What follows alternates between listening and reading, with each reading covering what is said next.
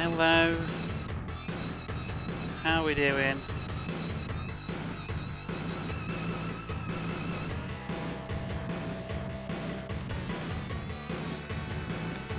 I've left my air conditioning remote. I'm not ready. I'll be a minute.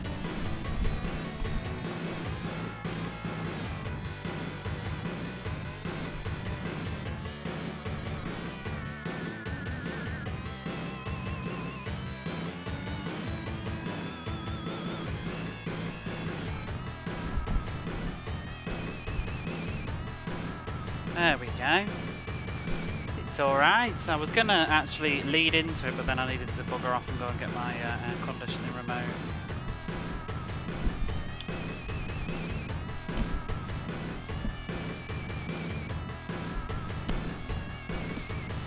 And I'm still not leading into it because now I'm untangling my headset. How you doing? I think I'm here now. What I was going to say was, yeah, Barface, give him a follow. Saw you were back to streaming today. I mean, I don't think you've been on a break per se, but I feel like I've not seen you on in a while. I was too busy reading my book, I have to say though, but I was lurking. I had a glance. That game looked very 80s-tastic. Kind of looked like old Spectrum games, but also glowy and neon-y. Whatever it was, coin-op Vice. How are we doing? Yeah, I don't know it. No, is it a well-known game? I guess it is. I don't know it. Mega excited for Mega Road Rash on this Mega Sunday morning ride. Hey Mega DC, how are you? I heard of it. Oh, you're just talking like you do. Coin-op Vice at that thing. Oh, with a question mark, I didn't see that. Atari Synthwave Homage. Bright-eyed and bushy-tailed today. I am not, actually. I am feeling rather like dull-eyed and wet-tailed because I've just finished my book.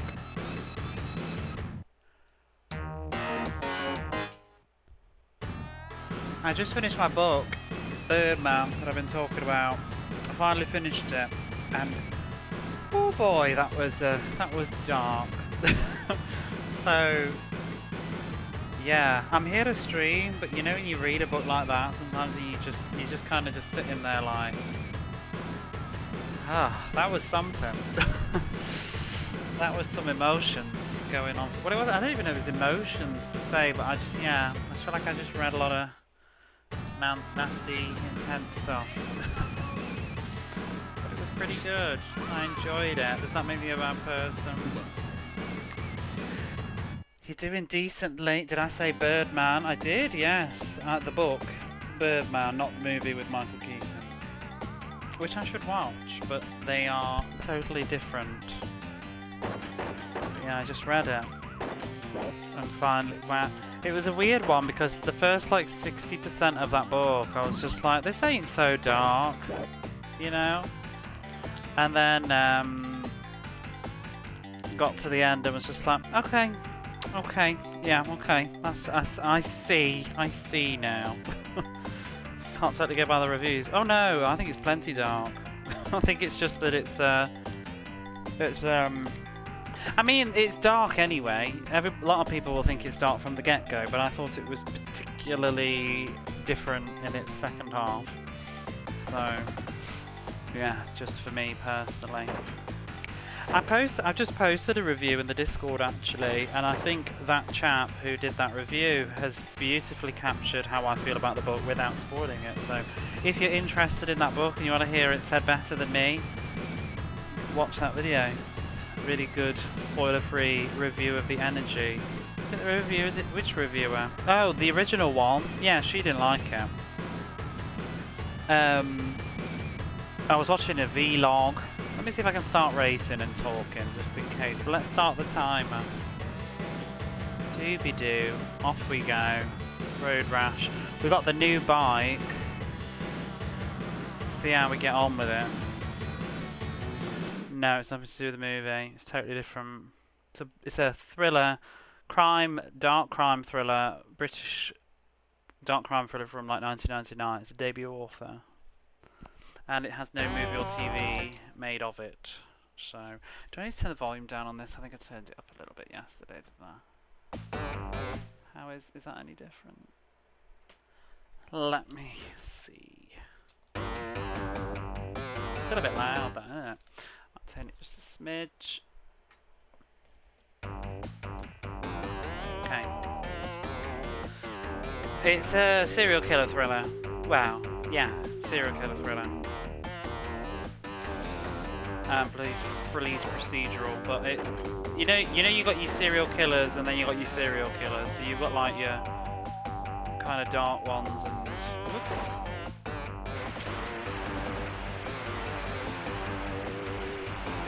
But no, I was watching a vlog video about throwback thrillers that this YouTuber I quite enjoy has done. She's read 4 books that are all, well, they're supposed to be books that predate the year 2000, but she's not one of them in that was 2001, but yeah. And it's supposed to be just a throwback thriller series, and I've read 3 out of the 4 now. Birdman was the 3rd one that she read. It's been kind of good because it's introduced me to some franchises. I was sort of interested in Patricia Cornwell's books anyway, and that gave me a nudge, but I've read Post-Mortem by Patricia Cornwell, I've read Intensity by Dean Koontz, which is one-off, whereas the other ones are kind of series. And now I've just read Birdman by Mo Hader, and the vlogger thought Post-Mortem was okay.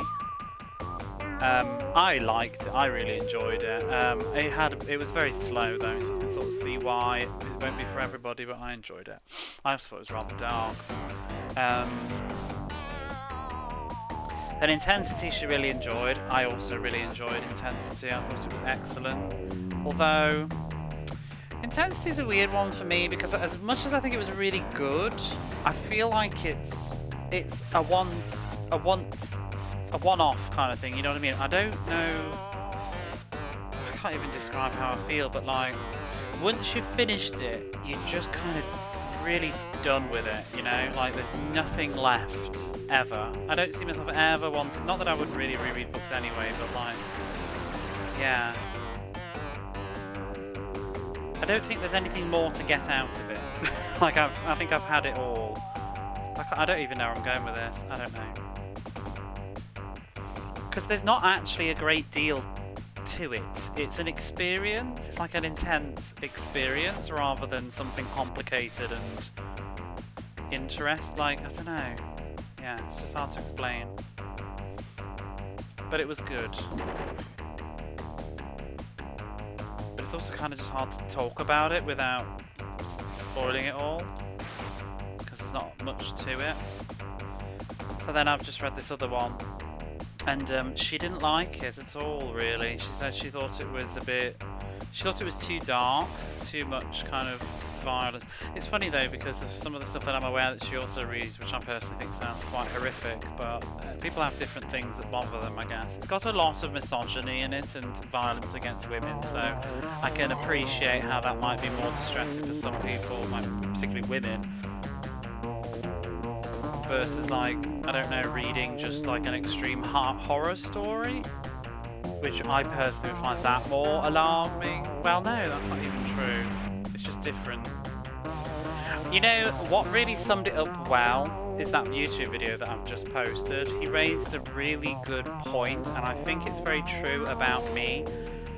And so like this book I've just read is very dark, and it's essentially got some essences of like a horror movie. There was parts in it and I was kind of feeling like this has horror vibes, but because it's crime, like, because this is a mainstream book as well, so it's pretty dark, but it's pretty it was very mainstream, and it's kind of like people want to read this kind of stuff, but they want to read it in a kind of safe, mainstreamy way. And it's kind of a weird, funny mainstream, because while it is mainstream, it's definitely not for everybody. It's just that it's out there, you know what I mean?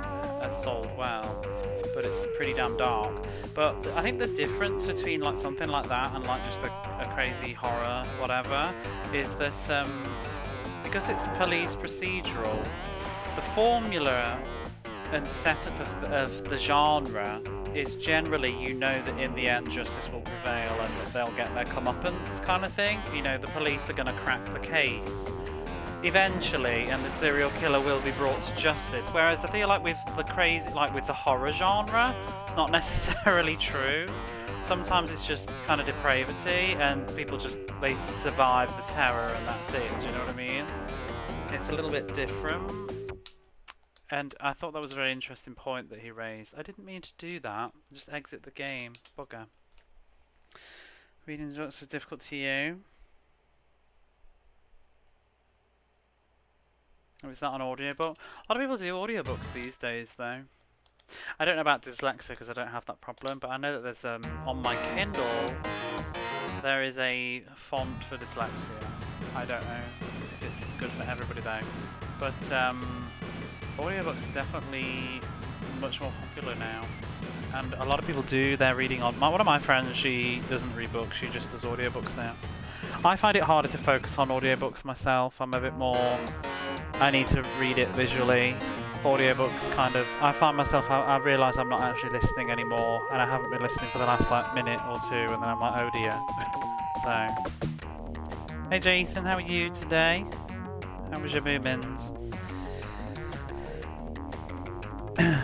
But yeah, it's an interesting little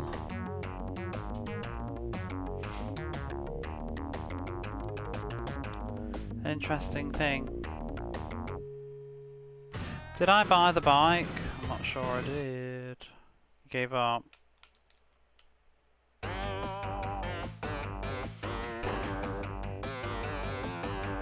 I think it's also a skill too that like the more you do it, the easier it gets. Like you get rusty. It sounds stupid because we're all humans and we read all the time, but it's not the same like reading a Twitch chat or reading on your phone. It's focusing on something for a long period of time. I still struggle. I think my brain has just.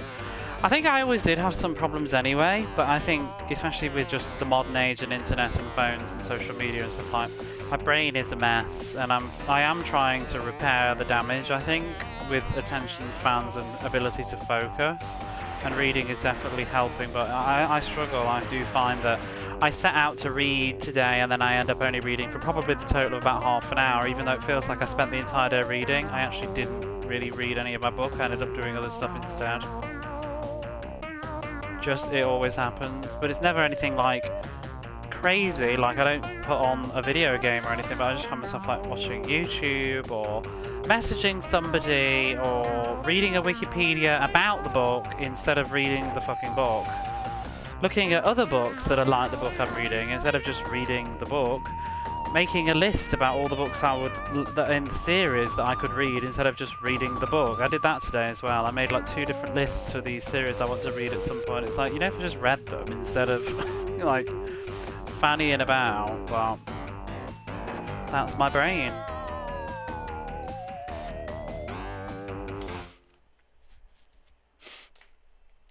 No, it's not even that. And also, I mean, literacy is a part of it, but I think there aren't so many people that are completely illiterate. It's more about being familiar with reading in reading like style and things like that. You know, like reading Twitter and reading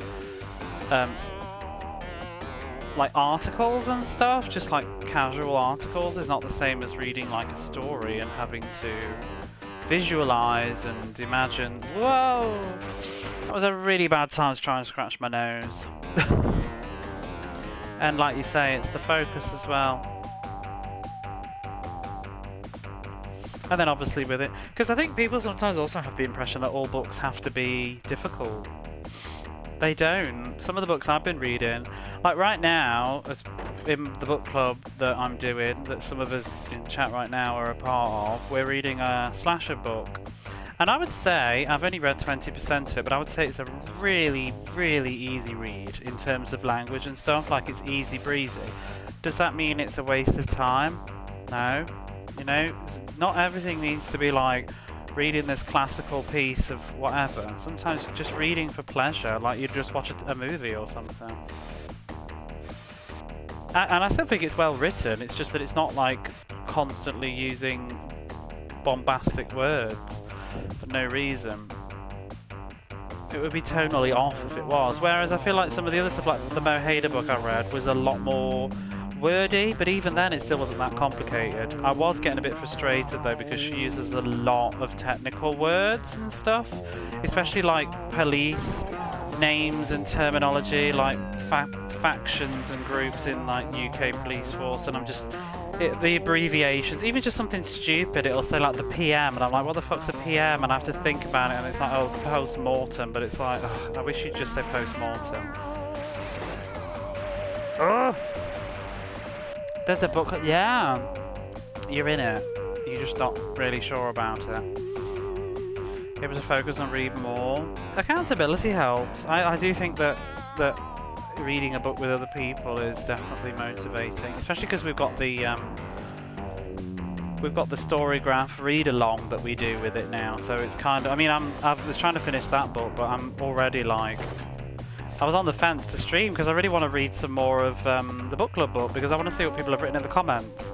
Because I can see that you've written stuff for the chapters that I haven't got to yet. So I want to know, like, ooh, what's going on? I haven't read any more. I read like about 5 pages before I went live, nothing substantial. But yeah, it's just where my head's at these days. It's all I got to talk about as well. I mean, I'm sorry if it's really boring for people that don't really care about me and my books, but that is my life at the moment. I just go to work, I read books, and I play video games on Twitch. That's me. That's my personality at the moment. You know, last year I was just jamming on about like TV drama shows I was watching. This year it's the year of books. I actually don't really do much gaming at the moment though. Like, Twitch is my only gaming time right now. I used to play games a lot more, like DS games or something. I'd be playing on my breaks and whatever, or play a different game before I'd stream or something, but yeah, I'm just really not feeling it. I do have some really sad news though. Ooh. I lost my house on Final Fantasy 14. I'm pretty devastated about it. I forgot to log in last night. I was 4 hours late and it's gone. And I've kept it for like years. I'm secretly relieved, but also really sad, because it now means I don't need to keep paying to fucking log on. But oh, that was very lucky.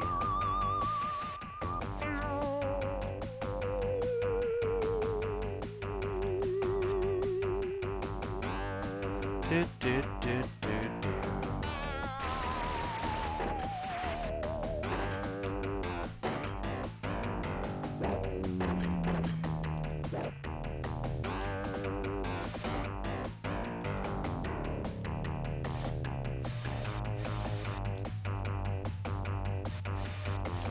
Ah, no!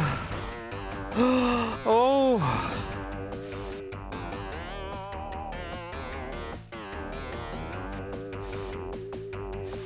Oh my god, do we win? 3rd place. Well, that's money in the bank already. Look at that. We got... oh, it's only so much to save up now. DS, all sorts, anything. I don't play a lot though, like PSP probably more. RPGs.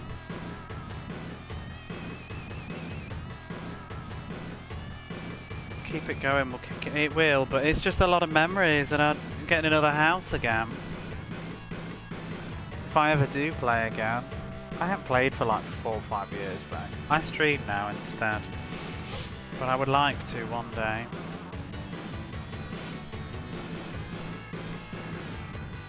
They make you read dry books in school. They do. Well, also there's snobbery. There's snobbery in books, I think, even more so than probably other mediums. And I think everybody wants to boast about like the fancy books that they're reading, and to just say, you know, like just saying that, oh, I read a Dan Brown book, and people would be like, oh god, why? He's shit. And it's like, well, because I enjoyed myself.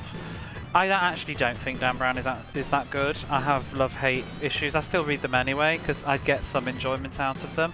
But if someone wanted to tell me that they enjoyed a Dan Brown book, then good for you. I think I just have difficulties with his endings, but the last Dan Brown book that I just read, I enjoyed overall all of it, and I will be reading another. But yeah, I think people do get a bit judgy about what you read. It's funny really, because nobody gives a shit if you watch like a crappy movie, do you know what I mean? Intentionally. Like if you just throw on like Friday the 13th Part 4 or whatever, nobody really cares. But like if you're not reading like Les Miserables or something, it's like, oh.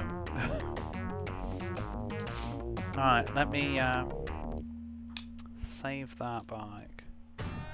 Regurgitating some classic. I know, it's always the same stuff as well that you see. Like, what's this one that I keep hearing about these days? The Brothers something. My brother used to read tons of classic stuff, and he's basically said now that like he's trying to just give himself a... He'll read one like classic fancy book and then just read something for pleasure, because it just gets too exhausting after a while. Part 4's a classic, is it though? Are you? I mean, I'm not judging you. Is it though? I don't remember which. I did enjoy. I want to say around the 3, 4, 5 mark. I did enjoy the Friday the 13th.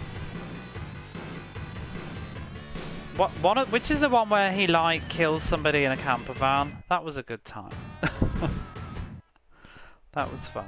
Like not a camper van, a trailer. That was fun. Right outside a gas station or something. I remember enjoying that one. That was like Part 4 or something like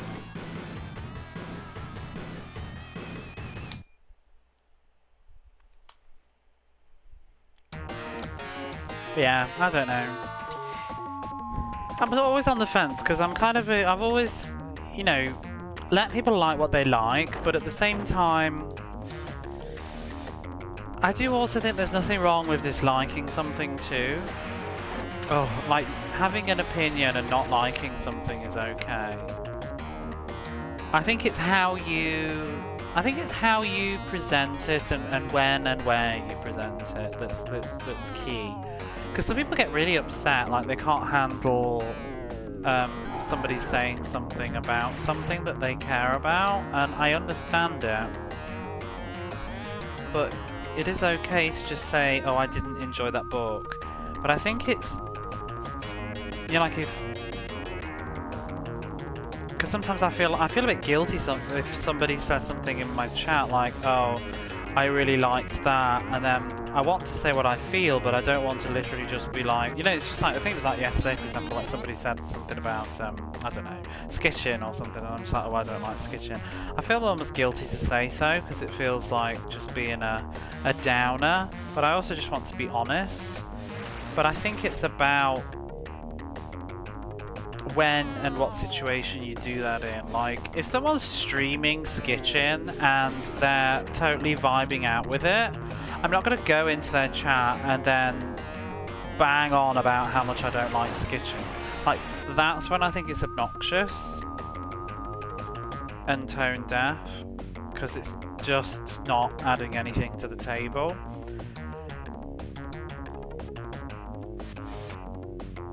Like, I'd argue, maybe you could say your bit once, but I'd argue that sometimes you just do need to keep it to yourself. And especially if the other person says quite clearly, you know, you say like, oh, I really don't like skitching, and then that person will turn around and say, well, I do. For you to then carry on, I think, is where it gets it can get rude.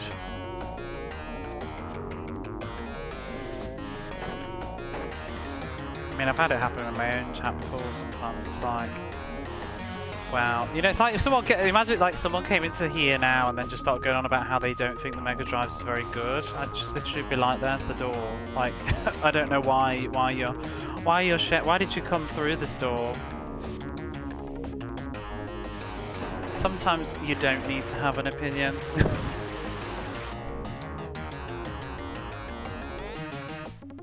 The Corey and Crispin. See, I watched this so long ago, I don't think I was aware of who they were.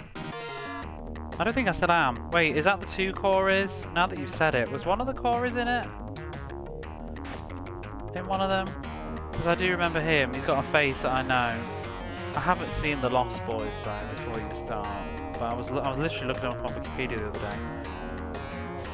The one that's still alive Mine about the same people as you, but there's two people, right? The Corys or something, where they called. One of them died younger. There was a lot of scandals with like Martin Sheen, was it? Charlie Sheen.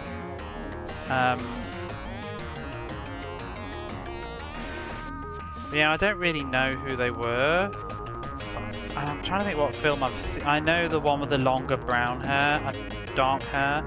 I can't think of what I've seen him in, but or he's just got a face that I know.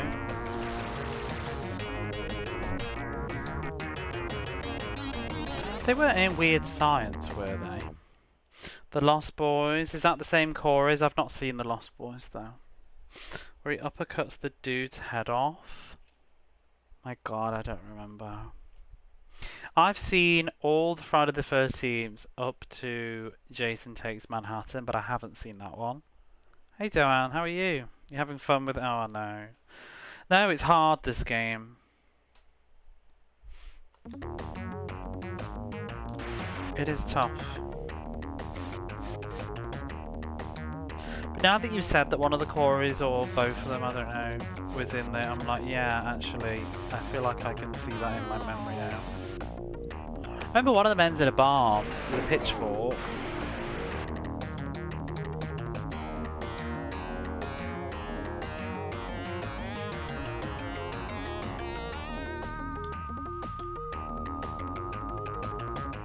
Isn't fantastic patch funny? Change what you read, or in your case, try audiobooks of some different genres. There's loads of exciting stuff out there. I mean, I pretty much just read thrillers at this point because they're really juicy and page-turning. I like things like Silence of the Lambs kind of vibes. Twists and stuff as well. Oh, I will say one thing. I forgot to write it in my comments, but you know, Breathe In, Bleed Out book. I'm a bit pissed off that it's ruined Shutter Island for me. I was going to read that. Thanks, book.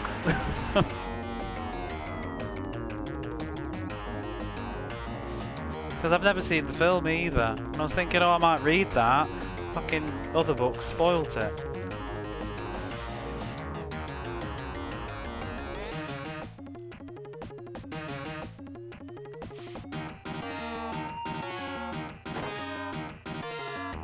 I might read it anyway. Probably won't though now, to be honest. If you spoil something, I tend to drop it like a bucket of sick. Thanks for the follow.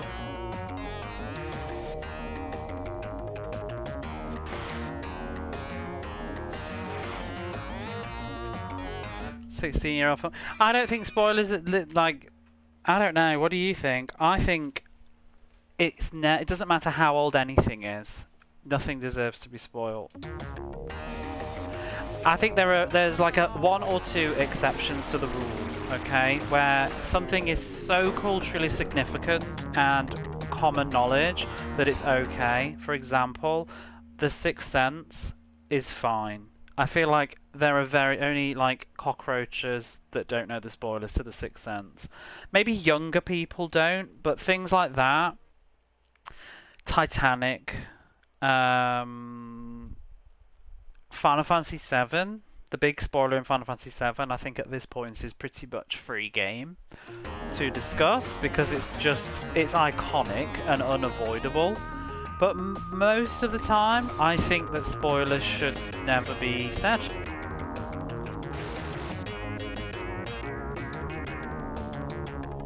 The Usual Suspects, perhaps, is fair game. I wish I didn't know the spoilers for that, though. I've never seen it. Exactly. Titanic, it sinks. He had a cousin accidentally spoil an Agatha Christie book. Don't spoil it, whichever it is, though, because I ain't read them. I'm looking forward to reading more Agatha Christie. I've only read one of them. You never did. Exactly. That's the thing. If you tell it me, I'm no longer interested. It's like with games and stuff. You know, you're trying to play something, I'm having to really be firm about, please don't tell me anything about the game, spoiler-wise, because the worst kind of spoiling is fucking foreshadow spoilers. I hate it. People think that it's not spoilers, but it is. You know, like, oh my god, this next bit, I can't wait to see your reaction. It's like, well, you're telling me that something really big is about to happen now, so I'm looking for the signs. This next bit made me cry. But can I get to it first? Like, can you tell me after it's happened that it made you cry? Like, you don't need to tell me before it happens. This'll be important later. Shut up!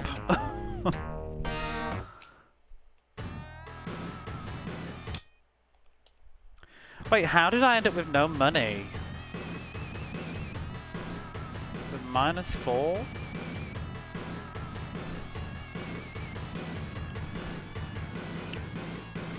Yeah, exactly. Why would you be carrying around a book you finished? Problem with spoilers like that is you won't forget them because you're annoyed. I was playing a game once, it was an RPG, and I was about 4 hours into it, and I tried to Google something about a character, and the Google suggestion was like, blah blah blah dies, or like death scene, and I was like, shit. And it just totally... I think I was curious to see who the voice actor was, and it just totally ruined for me. And I've still never gone back to it, and I kept thinking I would leave it until I would forget, but I still haven't forgotten, because it annoyed me so much. I was very upset with The Last of Us Part 2 as well. If you know, you know, the big spoiler in The Last of Us Part 2. That got spoiled by YouTube. Thanks. I only wanted to look up the trailer. The game wasn't even out yet, and the suggested search was the big spoiler. Because it got leaked. I was just like, wow. Fuck you, YouTube. I still have played it. I haven't finished the game though, actually. I should. Something popular? Yeah. You know, I managed to avoid spoilers for Xenogears for like 25 years. Or however old it is. 25 years, 26 years. And when I finally played it, I really enjoyed it. And I'm so glad I managed to avoid all the spoilers all this time. I would literally be in a Twitch chat and somebody would be like, oh yeah, so Xenogears, and I'd be like, okay, and I'm leaving now.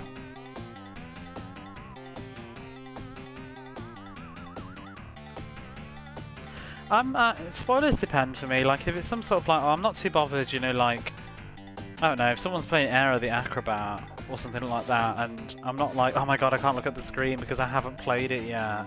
Like, it's more like story stuff that bothers me.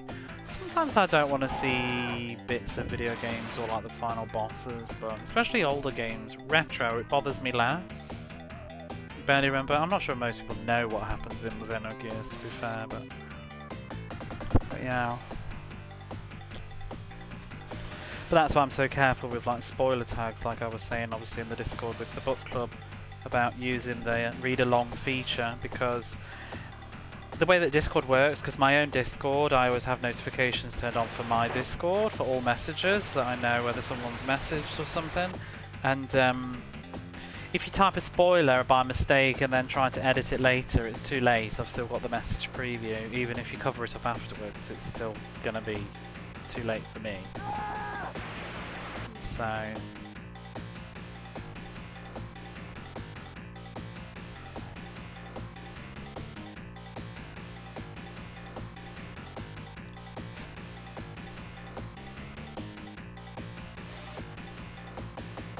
yeah, I don't know. The other one for me is Fight Club. That's one that I'm aware of, and I've never bothered watching it because of that reason. People say, oh, it's still a good film, you should watch it, but I'm just turned off. Forever. One day I'll get around to it, but it just doesn't appeal to me really much anymore. I was a little bit annoyed actually because... have you ever heard of a film called Dressed to Kill? With Michael Caine? So Birdman has kind of been spoilering that a little bit, and it's kind of I'm a little bit sad because that was I couldn't remember what it was at the time, but when I was looking it up I was like, oh actually this was on my list to watch. But I don't know, I think I'll watch it anyway because I don't think it's completely ruined the entire point of the film, but it has ruined something. It also, I looked at the trailer and to be honest I think it would have been pretty obvious anyway.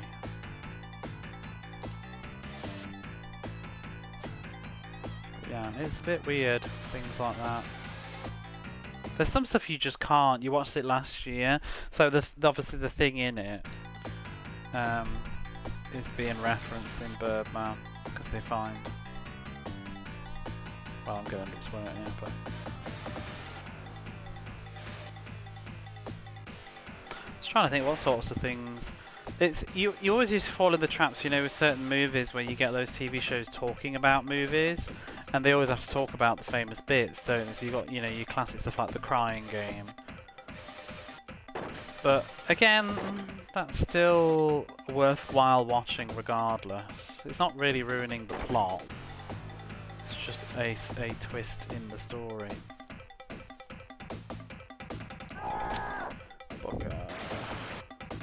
You got your classics. I mean, another spoiler, I mean, pretty much is Star Wars with Darth Vader and stuff. Like, who doesn't know that? Other than children.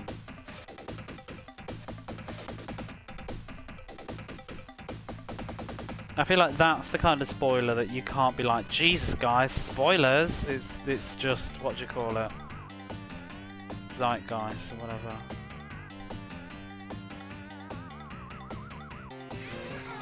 Still hesitant to say it, so in case somebody in chat is literally like, Jesus, Star Wars spoilers. But yeah, sometimes it is like, well, sorry, but... But other than that though, I do feel like, please don't spoil films so randomly.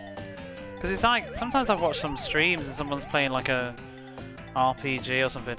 They start talking about, like, say for example Final Fantasy VII and the big moment in that, and then they're talking about how much of an effect it had on them.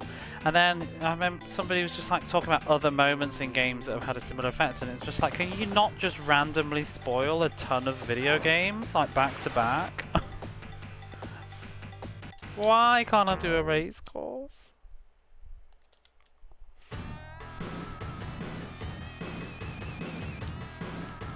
M. Night Shyamalan films, yeah, they are a bit like that. But sometimes it is impact, though. The impact gets lost. Some films are also so old that the spoilers may actually be unknown at this point. What may be an obvious spoiler, like for things like Psycho, for example. I wonder how many young people know about Psycho now. And then, you know, just other stuff like Dial M for Murder and those sorts of older movies, like North by Northwest and stuff. Vertigo. How many people know the plots of those films now, whereas at one point they would have been very common knowledge? I recently just watched them. I just watched, well, every Christmas with my mom at the moment, I've been trying to go through lots of older films because she likes older films because she's old, and I enjoy watching them. So we've been watching Hitchcock films and films with Cary Grant in because she loves Cary Grant.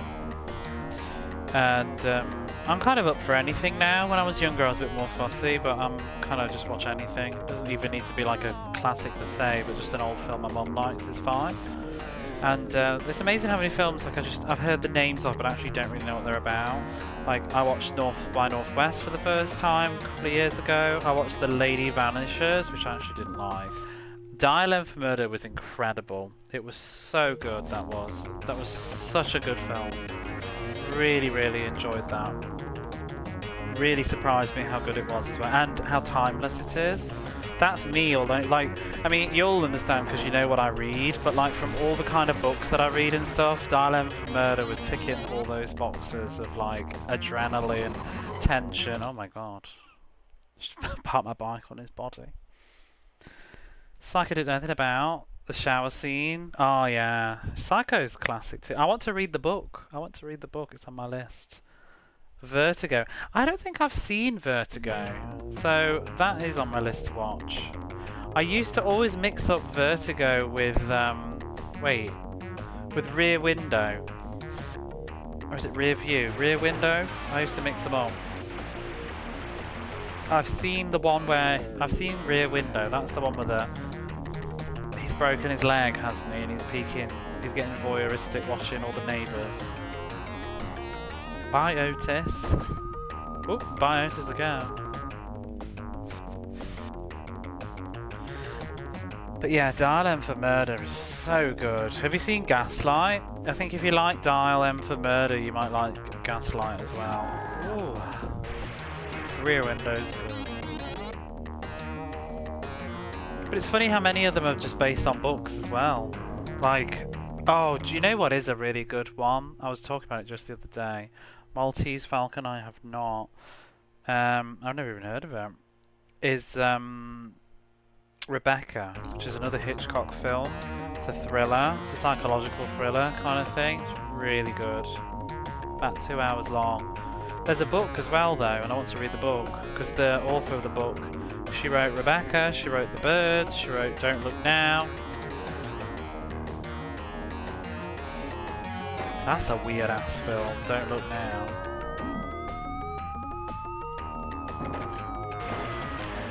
Sake. Bloody game are getting nowhere. Telescope Voyeurista. Yeah, I remember The Simpsons is the parody, that's what I do remember.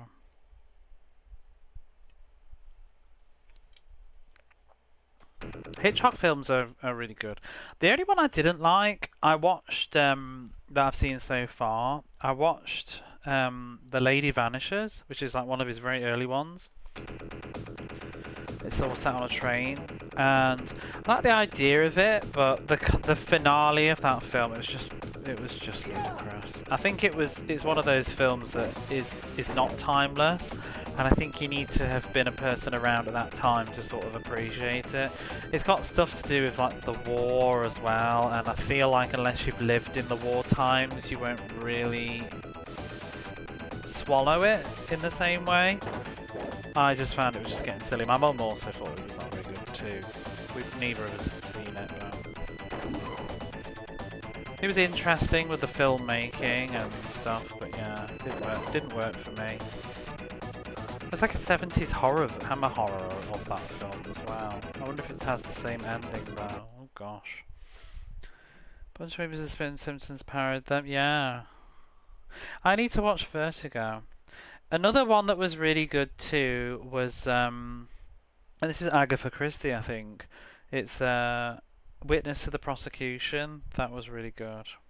I've not seen Phone Booth. No, I probably would enjoy that though. I like thrillers. This is why I decided to read them, because thriller is a weird genre that I never used to say out loud. Like I like thrillers, but the more I think about it, like I really love thrillers. I love those sort of like race against the clock. Crazy twists, tension. I mean, it's suspense, really. It's the suspense that I like. It's why I like slasher horror movies versus just regular horror, because I think slasher horror movies are practically thriller movies in disguise. They're just thriller movies with a lot more depth, because it's usually somebody like in tense suspense situations. The climaxes of slashers are usually really exciting. I like psychological thrillers as well, when they're done well. But yeah, Gaslight's a great one. Obviously, I think it's pretty much where the term gaslight comes from.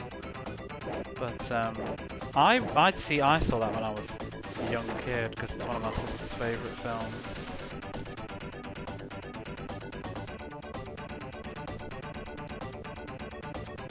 I need to watch a few more Hitchcocks. I want to watch, there's a couple that I haven't seen. There's like one with, is that one with Audrey Hepburn in? Is it Charade? Is that Hitchcock? I've not seen that one yet, and I've not seen the one with Doris Day in as well that I want to watch. I like Doris Day.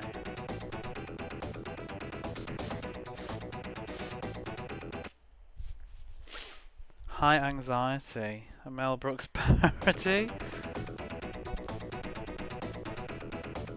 I haven't seen a lot of Mel Brooks actually. I guess I've seen a few. I've seen Spaceballs and Men in Tights and History of the World Part 2. Still never seen The Producers.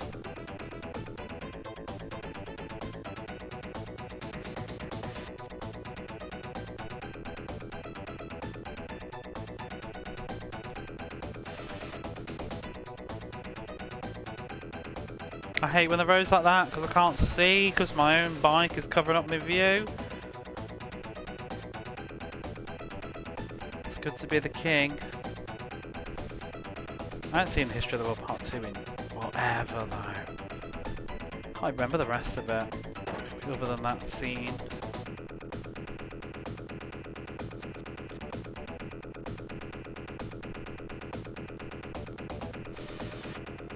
But yeah, like favourite thrillers for me.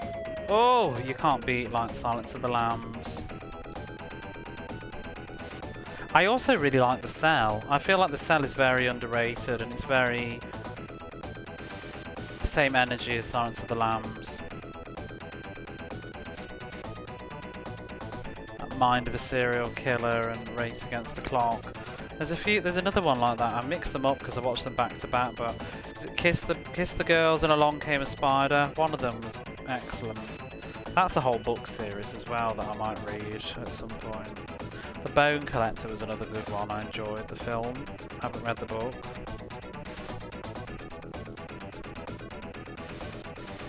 Bone Collector was great.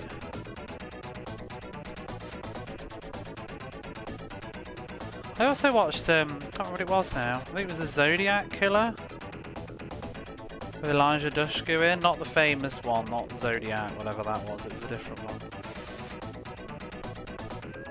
Straight to DVD. I enjoyed that, mostly just because I like Elijah Dushku in anything.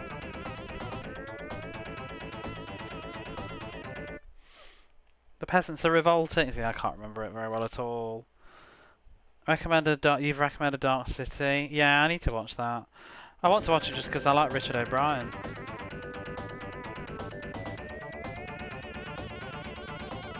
I think it's on my list. Just hasn't come up whenever we spin the wheel. I have a very long film list now. You penis.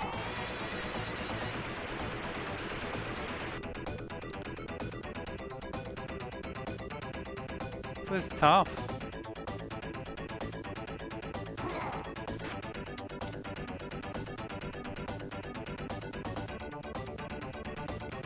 Oh, I love that stuff though. One of my friends does as well.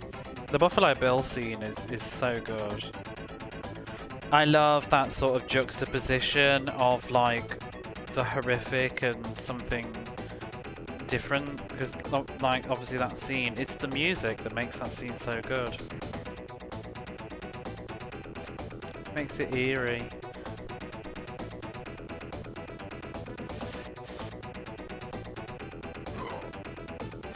By having like a 80s kind of 80s sounding kind of song. It's much like I'm not going to go into too much detail, but there's a scene in Perfect Blue that I really like, and it does that sort of juxtaposition of like upbeat pop music against something kind of horrific.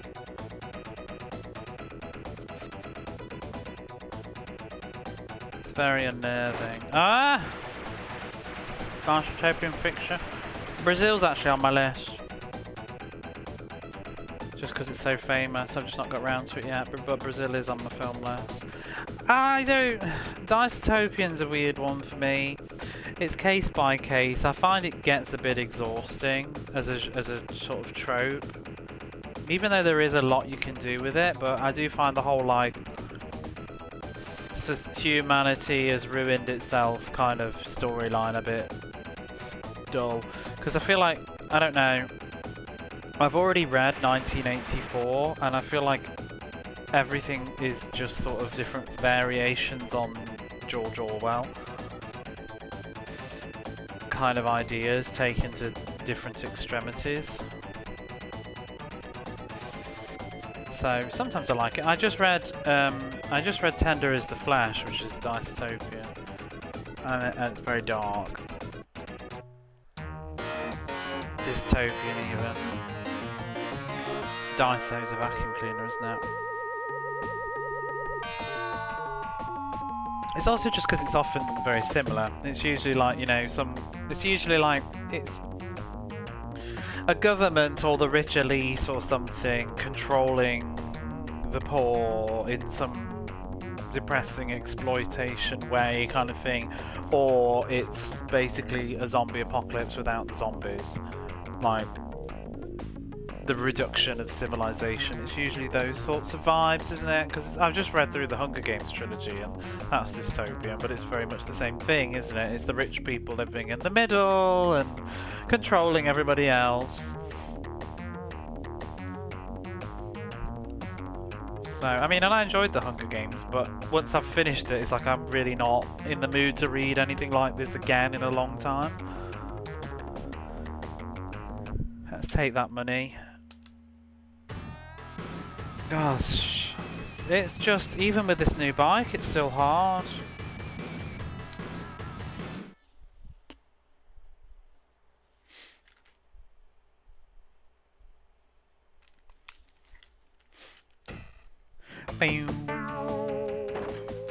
Yeah, I read Tender is the Flesh about 3 months ago. That's really good, but really dark. It's very short as well. But that's grim. That's about a future where animal meat has been declared no longer fit for human consumption because of a virus. So we can no longer eat meat, and they kind of pretty much kill all the animals on the planet. And they decide, in order for people to still have their meaty fixers, that they declare that they're going to start breeding people for that purpose instead. And it's in a future where society now eats other humans, but they're categorized as different types of people. That's what's really interesting, I thought, about the book. It sounds much... I mean, it's a grim book, but you do sort of get used to it. I think the early chapters are harder than the rest of the book.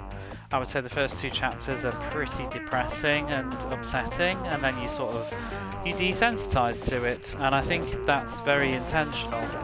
Because I think that's kind of what the commentary of the book is trying to say, that people will get used to anything if it's presented in a particular way. I think it's very...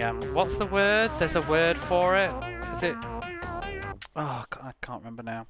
I'm sure I had it. I wrote it in my review. But what... The term has gone. Cognitive... Is it cognitive? Is it not cognitive dissonance? It's like people, you know, in war times as well, how people can commit such horrific things. They sort of disassociate from it, don't they? I want to know now.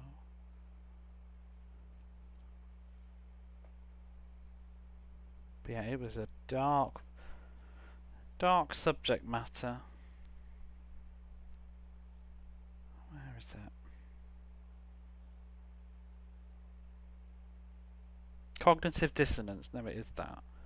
Okay.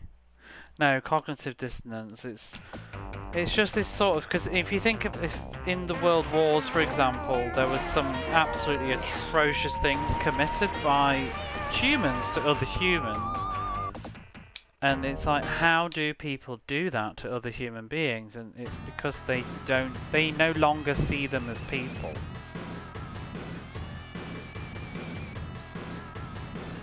And that's how they... Because these people they're not psychopaths. They're not like serial killer psychopath people. They're just people that they've normalized it and become so different, dissociated with what they're doing. They don't see it in the same way. They see them as different species. It's like dehumanizing, yeah. So it's not even the following order stuff, because a lot of the stuff they were doing wasn't part of the orders, it was extra activities. The extra atrocities people were indulging in.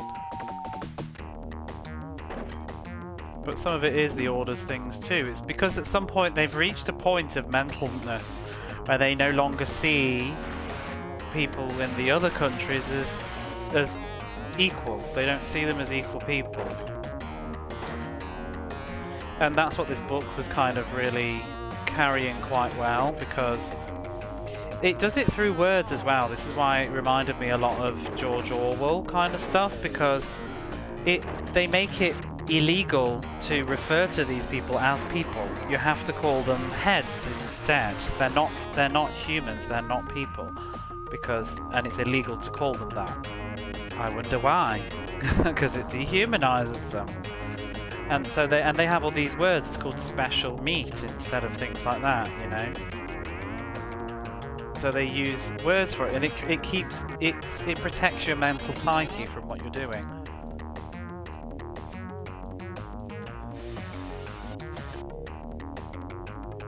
I mean, it's the same with even. I mean, it's also got a big commentary on just animal cruelty. To be honest, in general, I'm not a vegetarian, but I will admit that perhaps if I had to go and watch it happen and do it, I might feel a bit differently. But it is that sort of thing. If you're not doing it yourself, you don't think about it.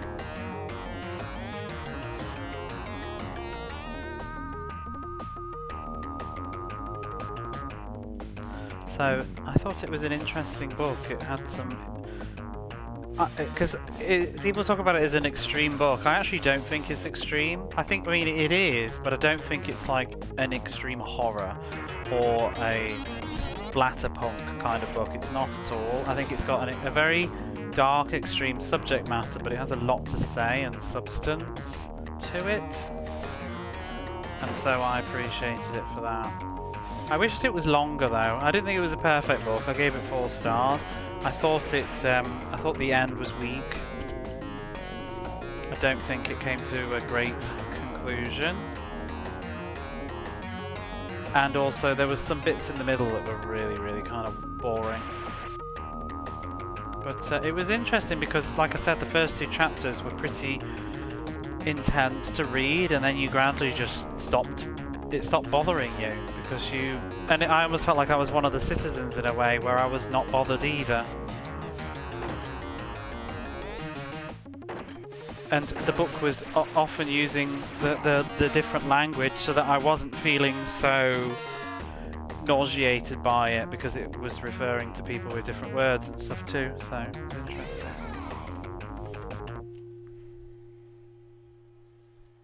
That's exactly the sort of thing, a Target ABC. It doesn't have that same feeling. There's a disconnect. You're only pressing a button that says button A. You don't feel what you're doing. And if it's ABC, you don't even know which one is doing it.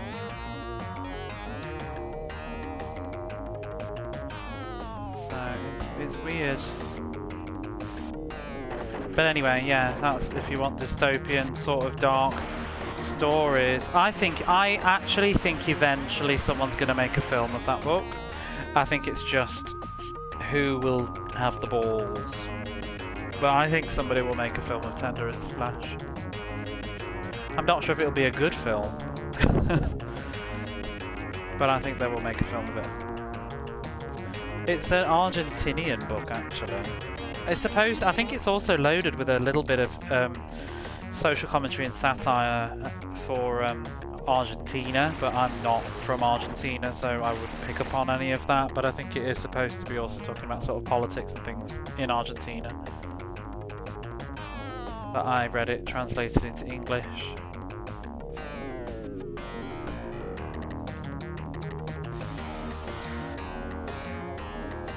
It only came out in 2019, so I really do think they will make a film of that at some point. And it'll probably be the kind of film that gets word of mouth controversy talk, much like the book did.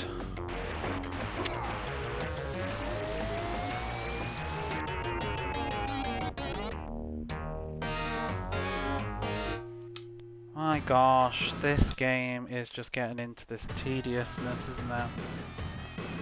I don't even know where to begin.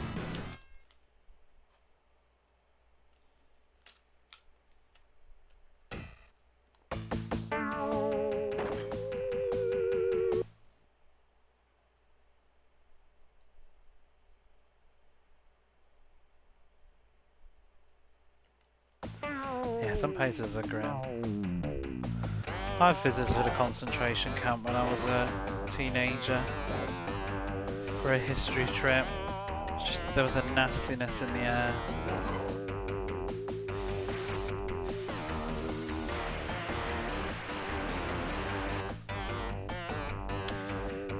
Anyway, I'll leave that there.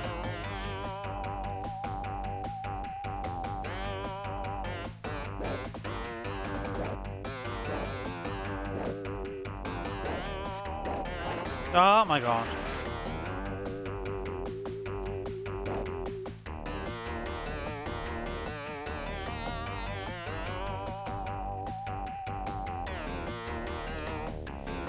Recommend 1984 though if you've never read it. I need to reread that. I read 1984 when I was about 16. So other than the main beats, I actually don't remember all of it too well. Whereas I read Animal Farm much later in my like mid-20s. Really enjoyed that. Felt kind of well, I think that's the point. It's a very depressing book.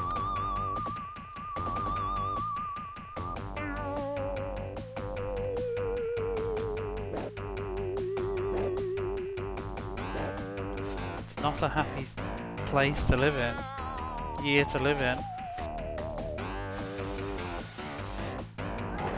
Oh my god, this game is really starting to piss me off this evening. I think, yeah, it is worse reading it in the present. Well, I think it's also worse reading it, not because of the non-fiction quality, but because of the fact that it's like, we've gone past the year 1984 now, and it's like just right there and been ignored.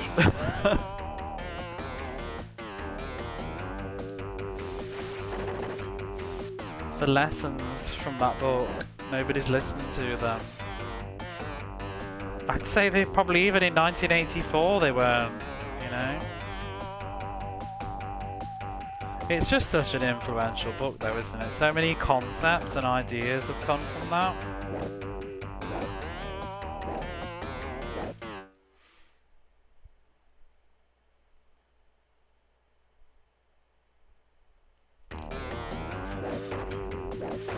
I wouldn't say we're quite at 1984 level yet, but yeah, there's definitely stuff.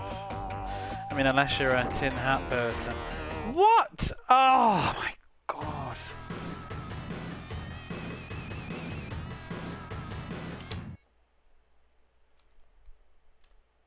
Because it's pretty bleak. Like, we wouldn't be able, in real 1984, I would be being taken away right now. That's how bad it is. We wouldn't be having this conversation. Like, the thought police would be knocking on my door at this moment and I would be being censored. That's real 1984. Even if I wasn't talking to you, just thinking it, you know? Everybody has to talk in double speak because they're too scared to say what they really think in case somebody's listening.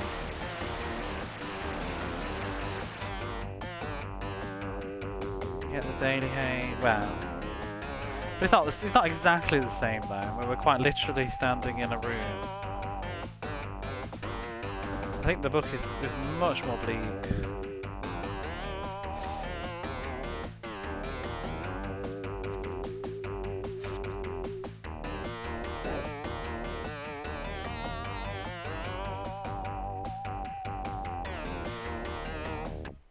You have returned. Hello, welcome back. I have also returned. We're talking books and movies and misery right now.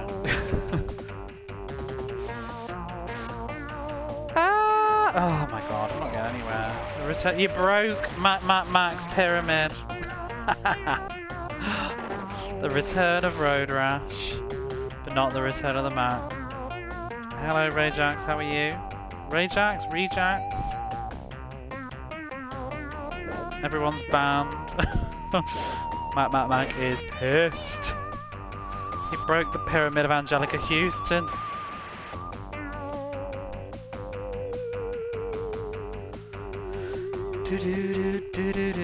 How are you, Mac? Were you in earlier? Did I? Because I feel like I saw you and didn't say anything. Hello. How are you? I was talking about it yesterday, actually. It was on about Canada. No, yeah, yesterday I think it was. Talking about, it was the Mega Drive in Canada, right? I mean, the Genesis in Canada. But you had boxes that looked like PAL boxes. before the games. I remember you talking about the Sonic 1 thingy.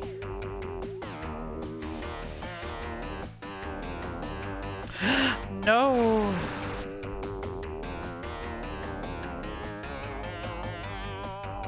Simpsons predictions. Clockwork Orange.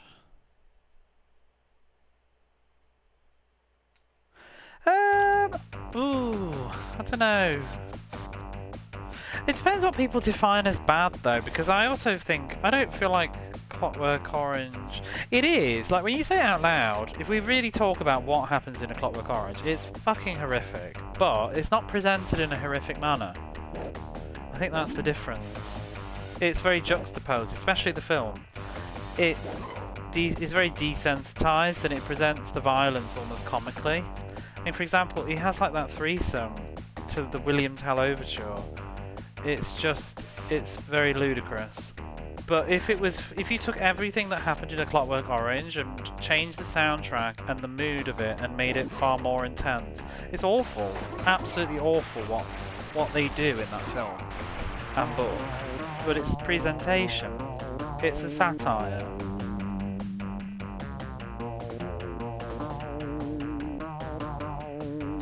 But even the book does the same thing. It uses a lot of language to...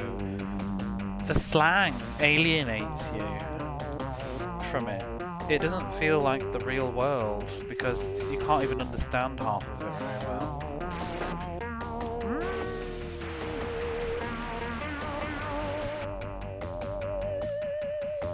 You didn't like the film? Oh, I love the film. I think in some ways I prefer the film. Almost. I need to reread the book, it's been so long. I think I prefer the film's ending though, I like the ambiguity. I did see the film first though. But I think the film's wonderful for some of its moments. It's one of those films though where the first... It's a bit like Natural Born Killers and other stuff.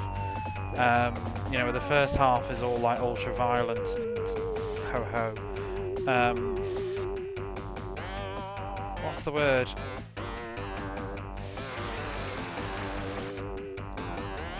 Visceral? And then the second half kind of chumbles along. Natural Born Killers is... I think I'm just very... Don't judge me. I think some of my film tastes. I love stuff like Natural Born Killers.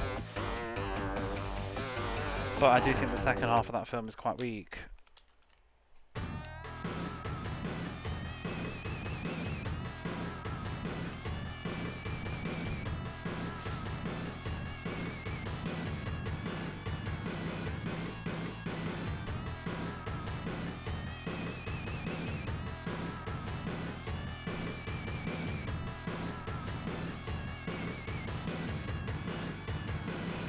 Wait, which is yours? Canada on the right? Yeah, that looks like a PAL box just with the Genesis logo. Especially the 16-bit cartridge stuff.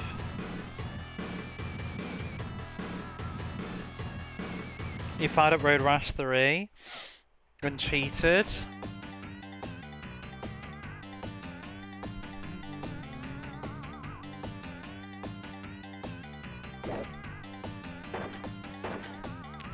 Yeah, I like Clockwork Orange. I like Malcolm McDowell in it as well. I think he's really good.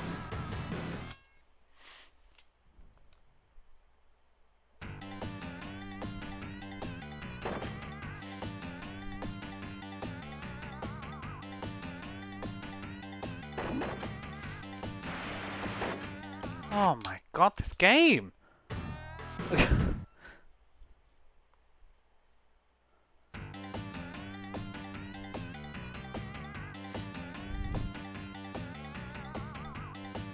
I also think that Battle Royale has a lot in common with things like Clockwork Orange. It does that juxtaposition again as well. The movie, I've read the book, but the movie, how it uses classical music in certain bits against the kind of horrible scenes of violence. It does have that sort of weirdness to it. I don't think Battle Royale's quite as desensitizing though.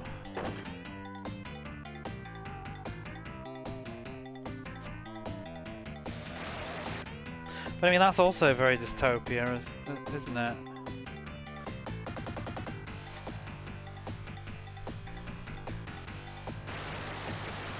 God, the second movie's shit. Yeah, the second film's absolutely dreadful. Maybe not been in the mood for how it was.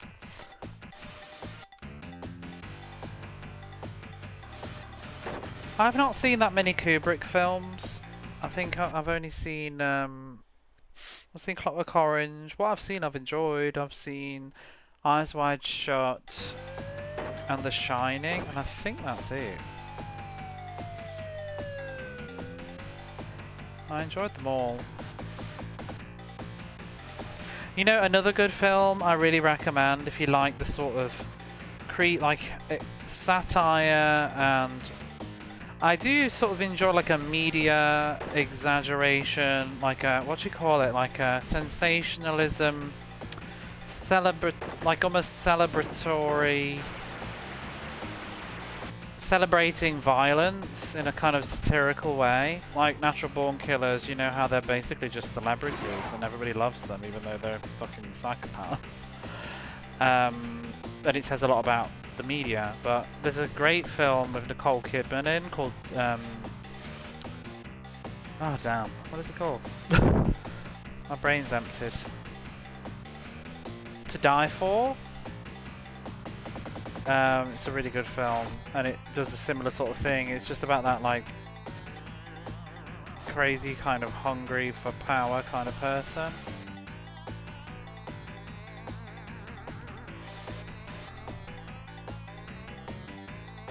I really kind of do enjoy that sort of dark, black kind of comedy aspect in some films like that.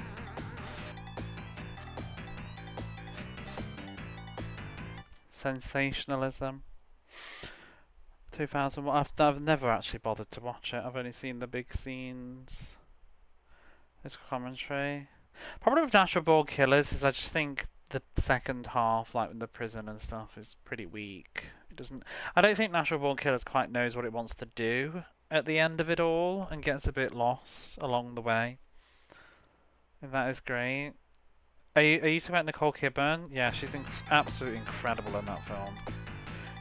She doesn't seem like Nicole Kidman. She's just this unhinged woman. It's so good. Did you ever see Stoker? She did that much later, but she was good in Stoker as well.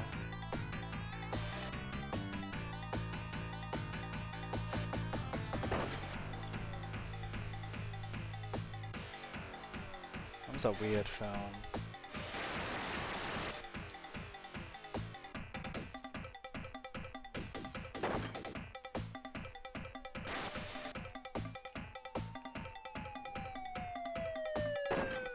Officer! Oh, for fuck's sake, this game! Yeah, don't you dare arrest me. Arrest Natasha.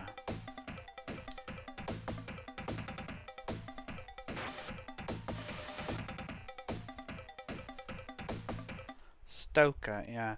It's the same director that did, was it Old Boy? It was weird because it was obviously he's a Korean director, but did a first Hollywood kind of movie with Nicole Kidman in it. And no, it did all start so well.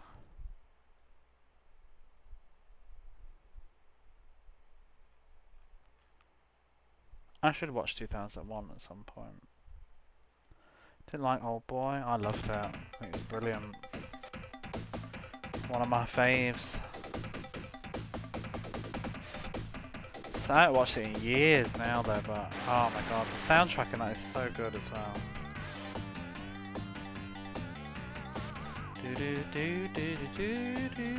I liked all three of the films that he did in the Vengeance trilogy. Lady Vengeance was fantastic as well.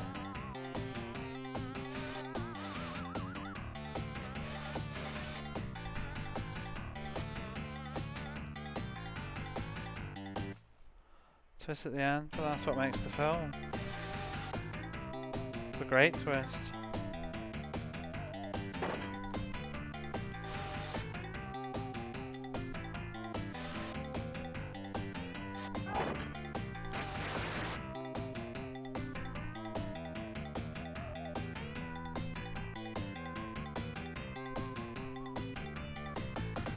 It's such a beautiful film as well, with all the music and stuff, and that the corridor scene.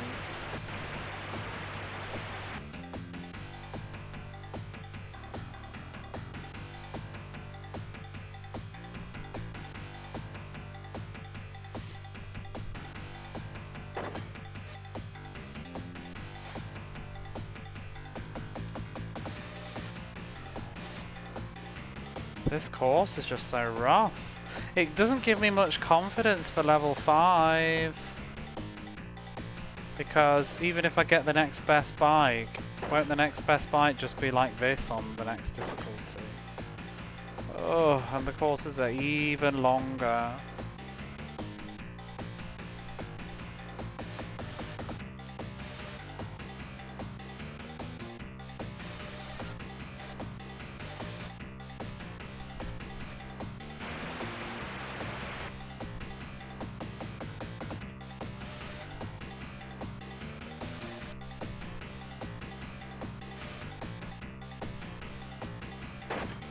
Jesus Christ, the bends on this.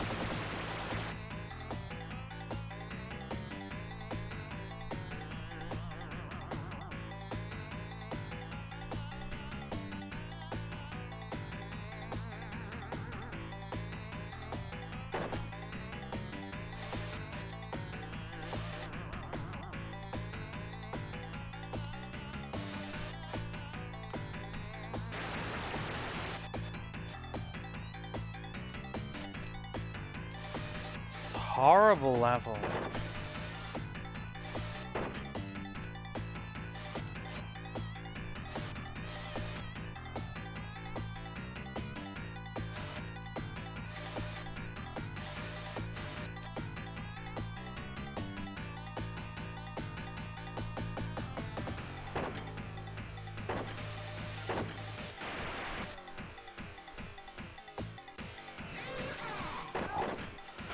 Fucking hell, wow.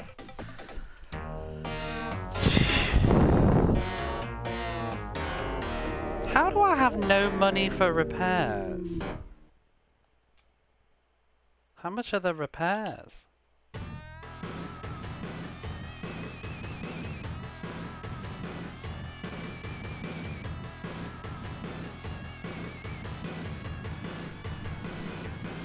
Sierra Nevada, you're so mean. Or was that, or was it? Well, yeah, but I've got like $11,000, haven't I?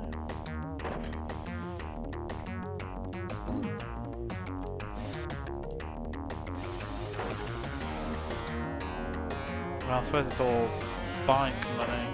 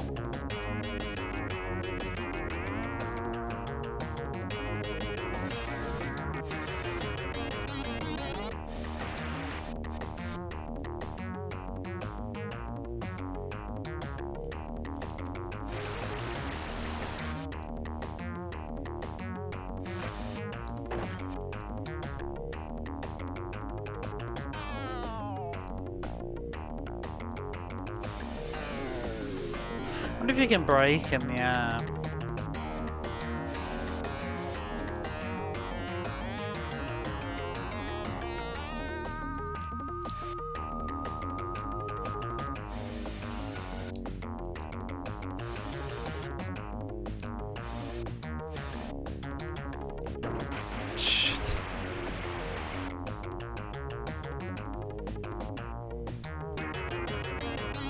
Back into 15th.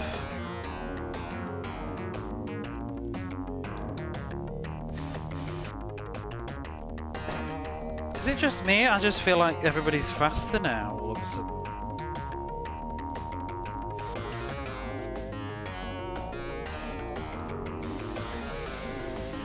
This is how Nevada is.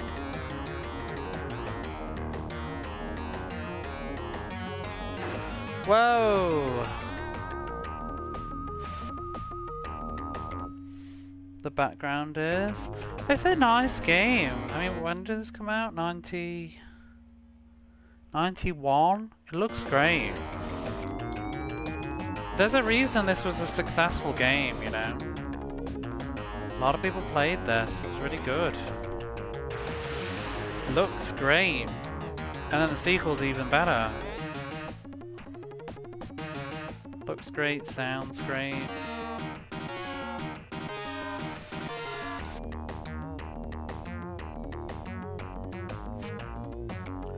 Oof. It's just that the difficulty just gets a little bit frustrating after about halfway.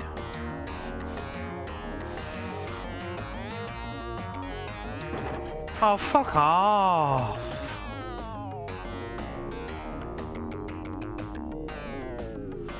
Maximum speed is 55.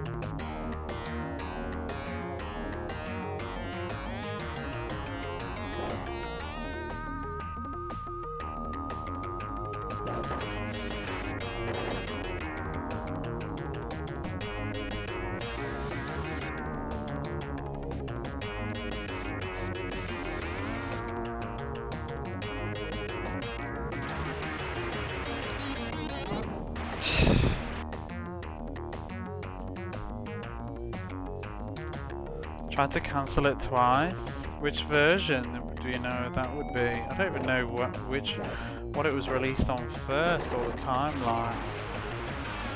Cars are being absolute dickheads right now.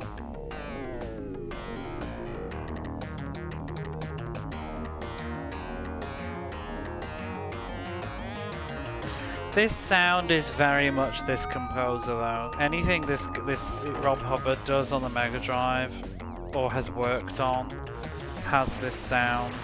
If you listen to the music on Lakers versus Celtics at the NBA playoffs, it's the same composer and it sounds like Road Rash music. He does this twangy guitar thing as well, a lot. And he's quite a big Commodore 64 composer, I think, and some tracks in this, they sound very C64 orientated and try. He also did the John Madden theme music.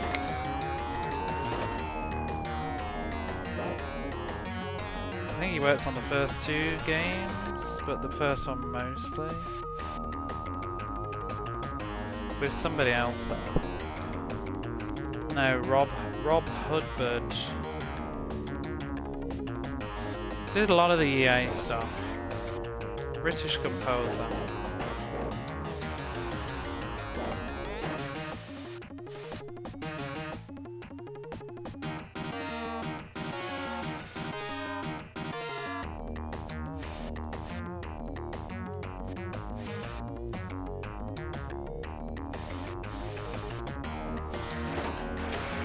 Fucking hell.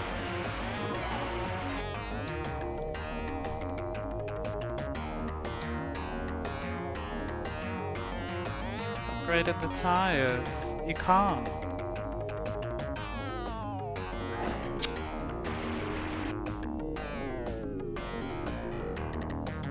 Not to be confused with.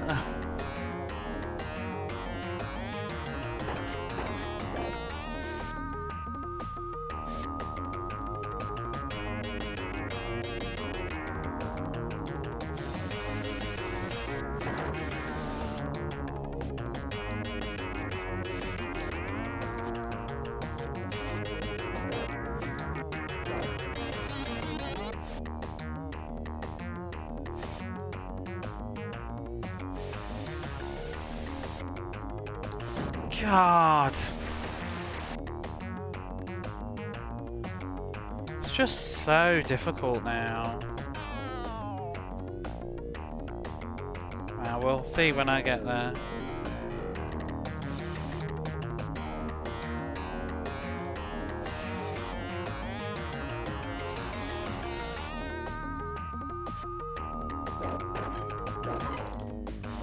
Fuck you, Otis.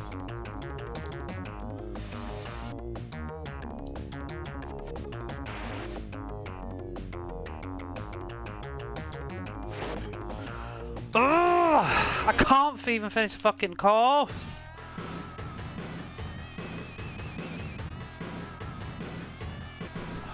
How are we gonna get through this game? Well, it was a lot more hummable.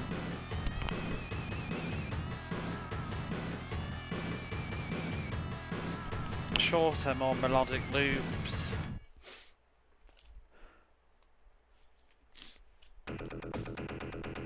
Oh, I like this. This is, I was saying before, but this is sounds like a Lemmings level to me, but it sounds very Commodore 64 inspired, kind of like.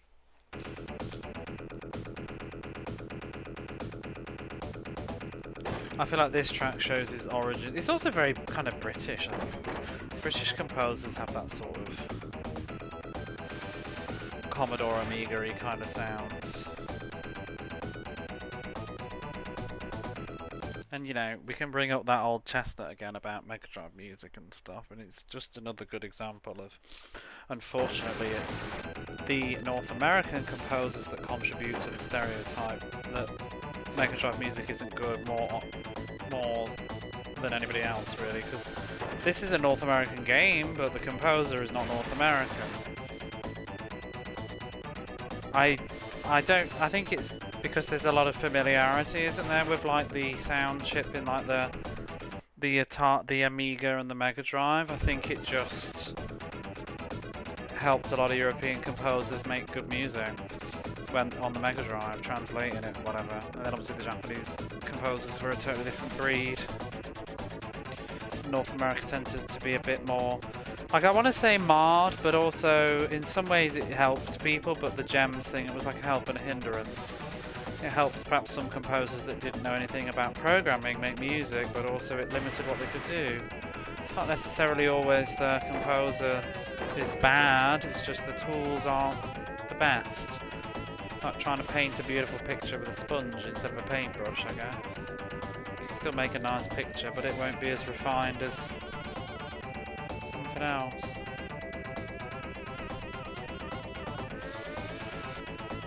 I mean, there's some fantastic music composers. It's like the guy that did the X-Men 2 soundtrack on the Mega Drive. He's done some fantastic music because he's a musician.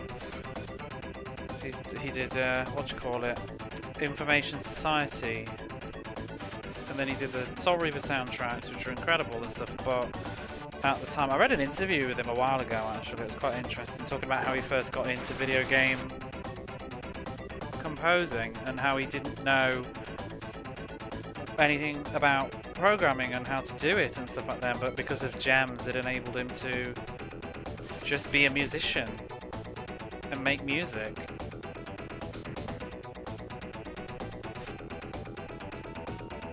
Because he was trying, obviously he was a musician in a band and it wasn't working out, and then he started to get into game composing instead. Sega Sound Team. Oh yeah. I mean, sometimes the flavour is just as simple as the driver that's being used. Like EA games have an EA sound, even if it's not necessarily the same person, but they use the same instruments and stuff.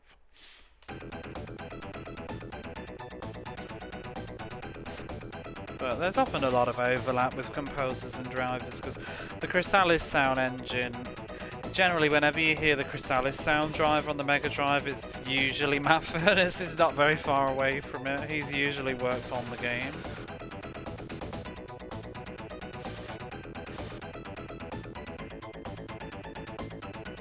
So, and anything that's Matt Furness sounds like Matt Furness.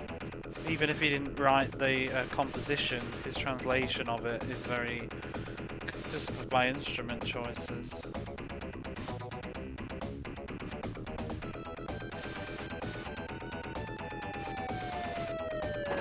Dooby-doo-doo-doo. I'm looking forward to playing Bubble and Squeak soon, which has been... Whoops! Oh! Is that a raid from Angel Interceptor? Thank you for the raid. How are you? Is it Major Fabulous? I'm actually doing really well in this race. Bubble and Squeak has been... Whoops? What do you mean? Have you played that one? I'm looking forward to it. How are you, Sloop?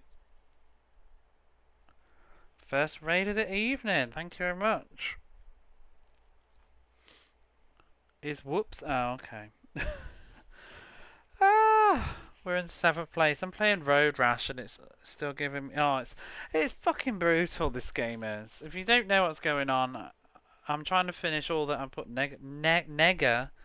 Mega Drive games, and we have a list, and this is one of them, but oh my god, it's kicking my ass. Last month, we extortionate. Oh no. How much? Looks cute. Let's talk about music.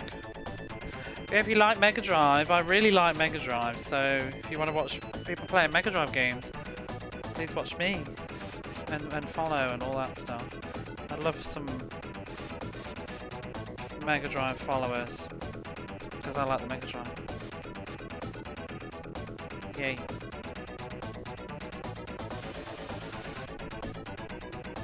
Did you see my message, by the way, Angel, about the rental? Hello, Nay. 180. Bloody hell.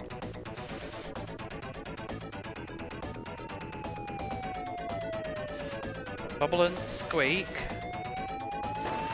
Shit! Don't arrest me, officer. I'm doing really well.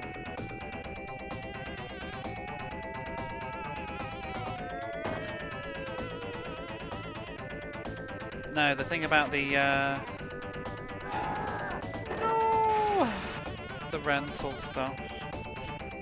Cart only. I would never buy cart only though.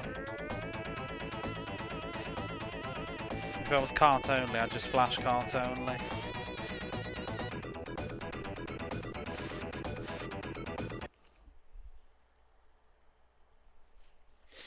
Donkey Kong Country. Wait, I'm confused.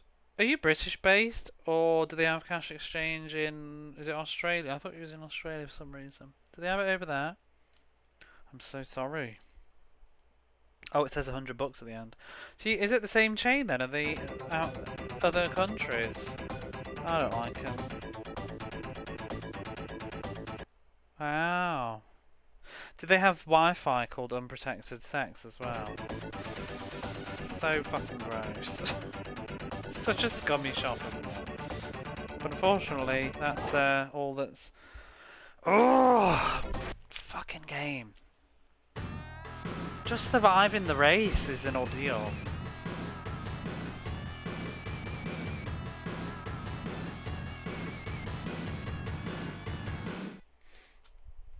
Oh, it is. That's what they call it. So classy.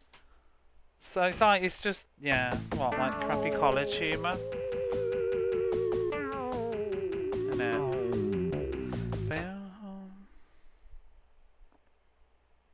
Clicky clack keyboard. What's an RGB keyboard? I have a USB one. I don't use it much though. I bought it for my PlayStation to play Final Fantasy 14. I've lost my house now. Very sad. You chuckle, but not in the shop. Yeah, I mean, I giggle. It's sort of like for a second, but then you realise, like, ew. You know, it's like a public store. Is that an Eppolite I see in my chat? Did you know Eppolite streams? Eppolite streams. She's back. She's been streaming Castlevania Symphony of the Night for the first time, and it's been very fun watching somebody figure out Castlevania again. I've not played it that much myself though. I'm getting really pissy at this game, Apple. It's mean.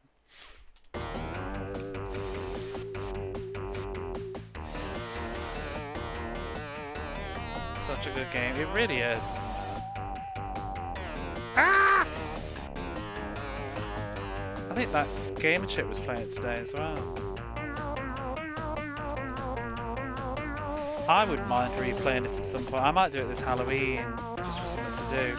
I might play the Saturn version, because I've never actually gone through it all on the Saturn, even though I don't think it's a very good version.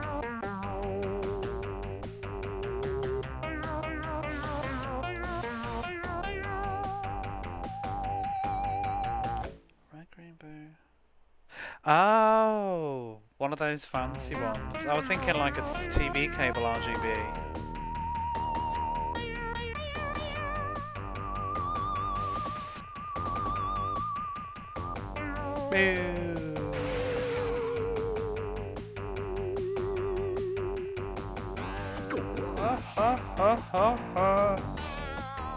Hey Deardo, how are you? So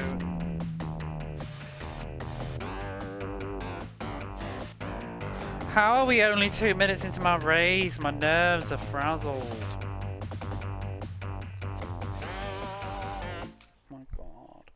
Oh, this game is stress.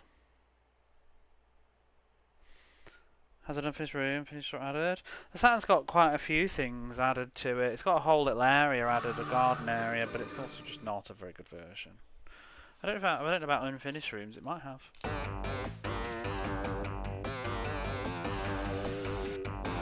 can also play as Maria from Rondo of Blood. Wow, she's also in it actually, isn't she?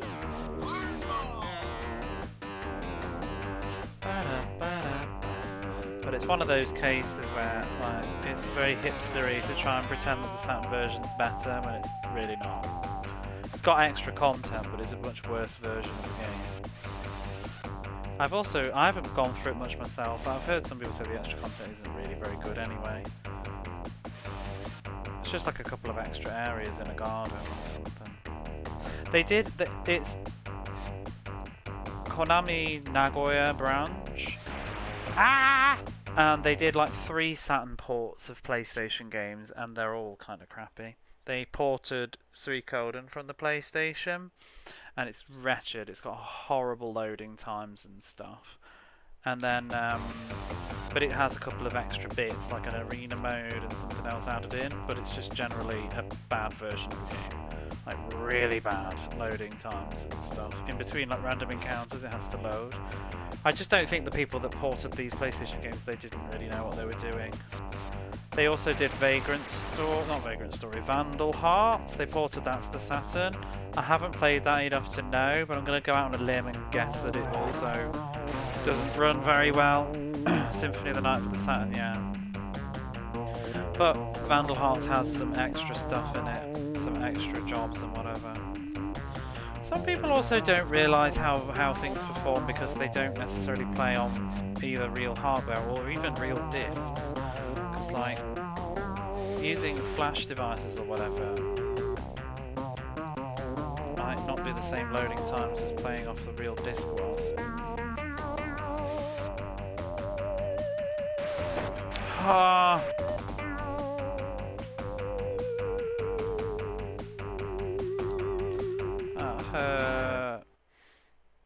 PC gaming superior? Oh no, don't start that again. Ah!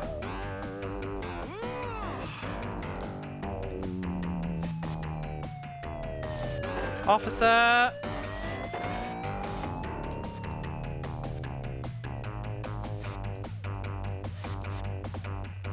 You know, I feel like if this was level 5, I would feel okay, but knowing that we've got to do all these courses yet again on an even harder difficulty. Say my affirmations. Formula 1. Lotus Turbo Challenge. Super Hang-On.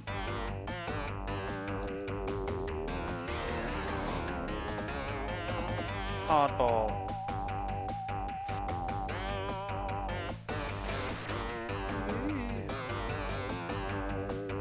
No!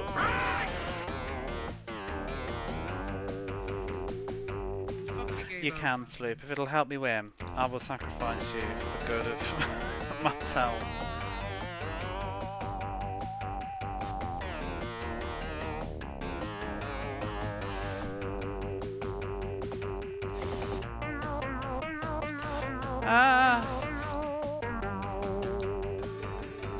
Sacrificial Sloop. Oh my god, just stay on your bike! Thank you for the bits!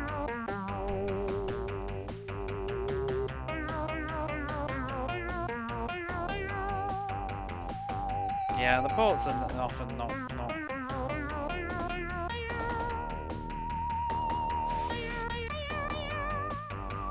Played Pandemonium on the Saturn last year. I thought it was dreadful. Wanted to like it. Fuck! I'm like so close to the end. Why are these bikes so flimsy? You did not make me crash. Pandemonium just couldn't handle the frame rate later. It's just so bad. But it's just bad like porting. Because they could have made that game work if they just like made choice changes, like remove some of the effects and stuff, but it was like they just wouldn't compromise. So it ran like ass. Because I could see unnecessary flourishes that they could have removed to try and make it perform better.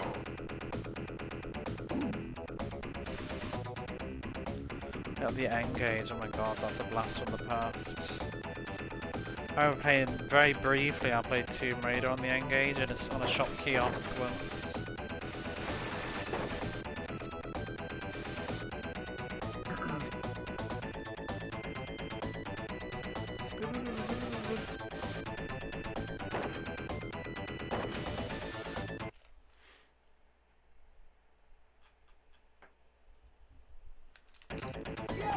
Woo! I love that. I was trying to punch him.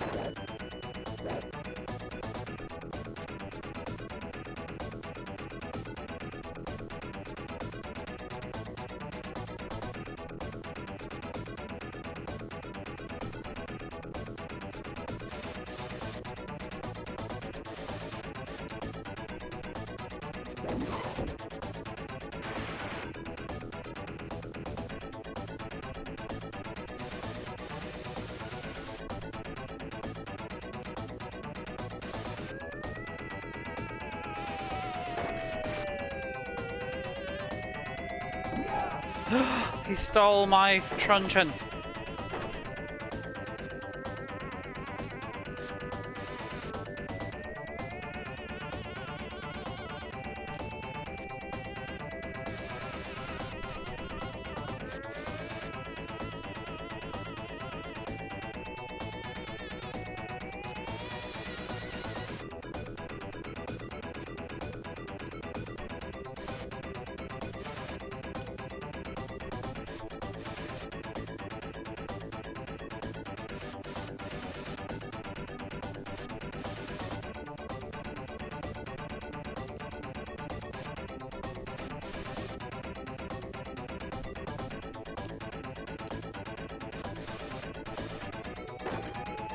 Woo!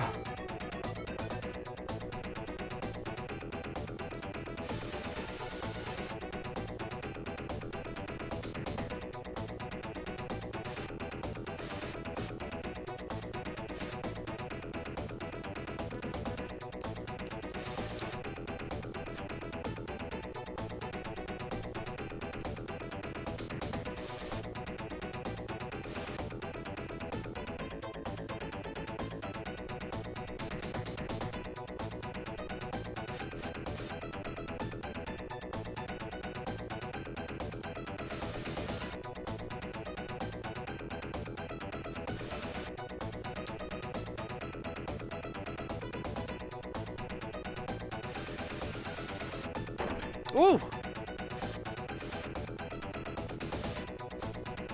Oh my god, can you stop knocking at the back door?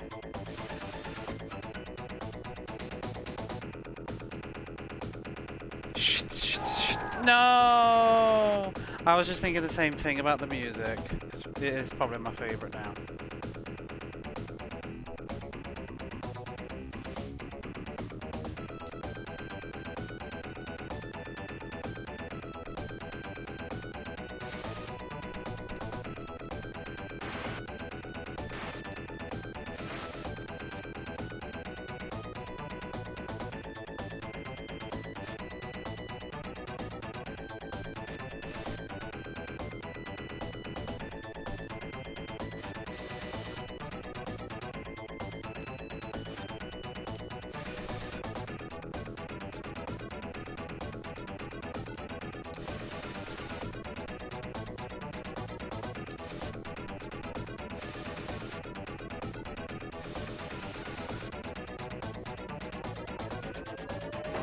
Oh, you fan.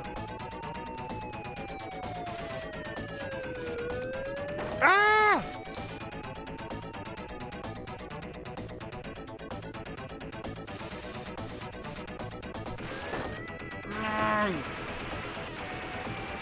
Oh, hey DJ.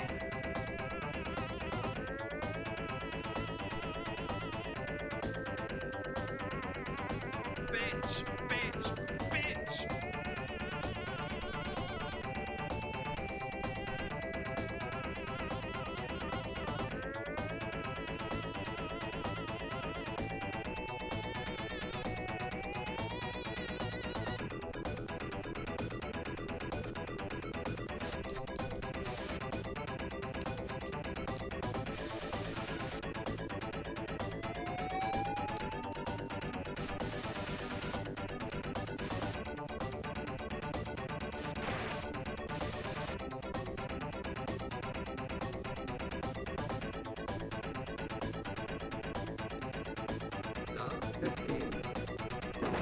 Oh, I hate when the car is on the fucking middle bit of an S-bend. Oh, it sucks.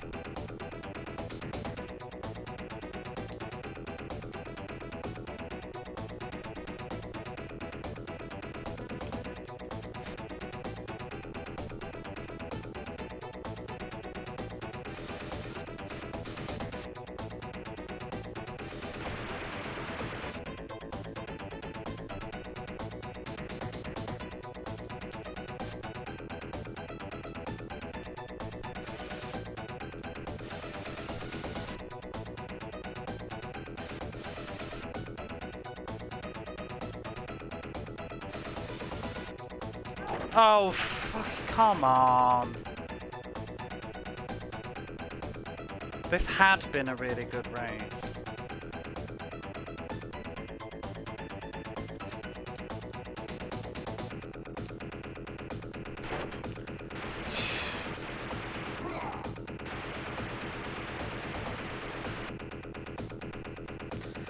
But that's the problem with this difficulty. It's like a 7-minute pissing investment at this point. Every race.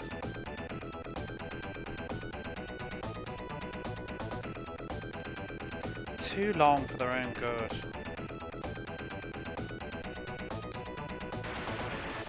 We're right near the end as well, I think. 10 more miles.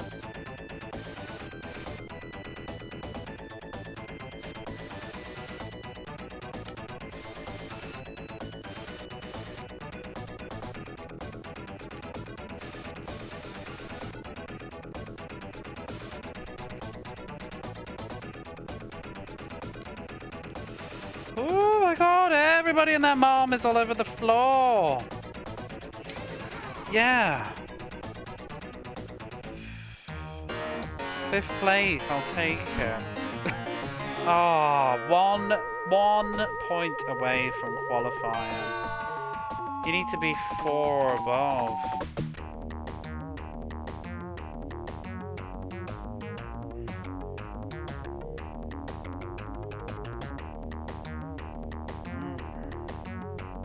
You enjoy the noises? How much money have we got now? Not much. Saving up for the best bike. We've got so much to save up for though. feel like I'm losing money.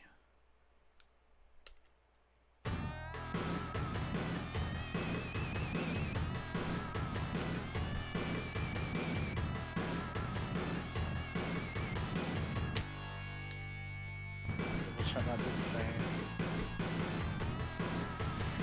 No, the results screens are really good.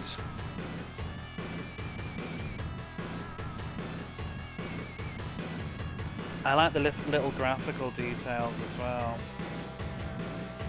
Like the lady chilling out by the beach. Well, that was a good start. Not a start, but a good race. It's not a good start. I've been live how long? How long have we been playing this now?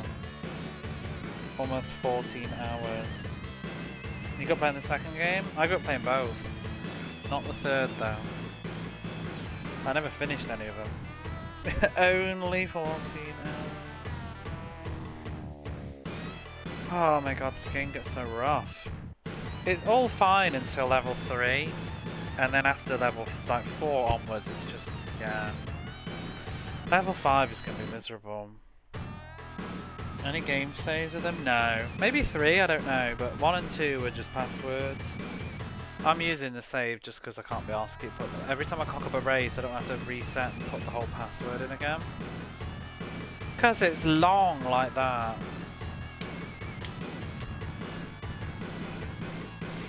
Unless the top bike is... Yeah, but... I feel like the top bike is going to just make it like it is now. On the next level. But at least with the final level, we don't need money, we just need to win and that's all. Ah, it's so draining. It's because there's also so much crap in the road now as well. Like some of these levels, they've got like cows and shit and police cars like blocking the way.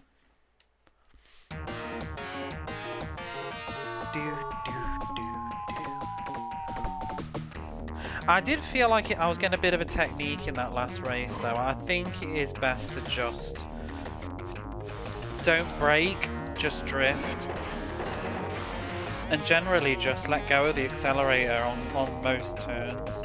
And sometimes even for several turns, like if there's a bend, 2 bends, just don't even bother accelerating. You still keep a lot of speed.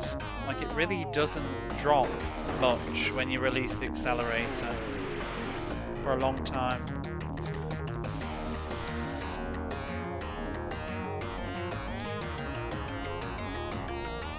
Like after that bounce, when I've landed, I just take my accelerator off in the air and then just land and just drift. Feels a lot better than trying to constantly... Braking kills too much speed to, like here, just let go. And that feels worse than braking, but I feel like braking is actually worse though. Like braking and staying on the road feels worse, I think, in the end. I don't know, I'm talking shy right now. I've got road rash delusions. Oh! I will brake though if I need to adjust really quickly though, like that.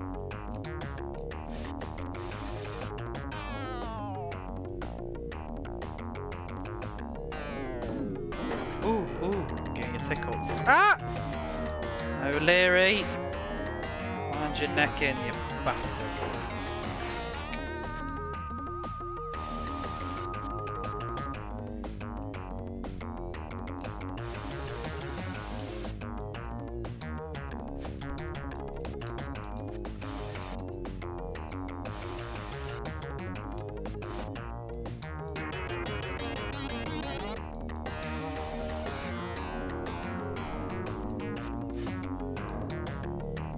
Cow.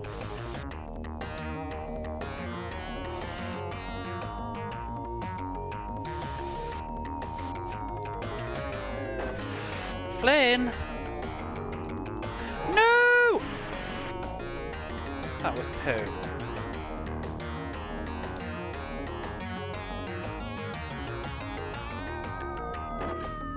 Oh, move, you arse. So arrested.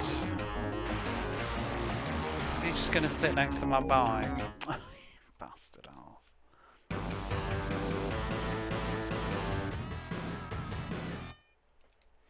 Right. Call the police and tell them they suck!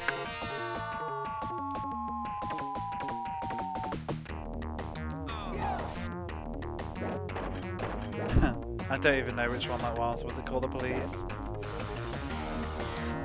Call the police! It was not. Oh, it was? Oh no, it wasn't.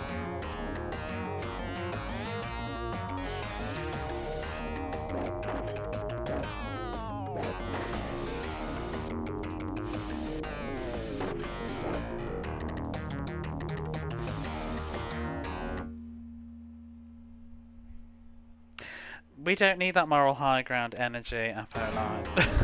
We need to win!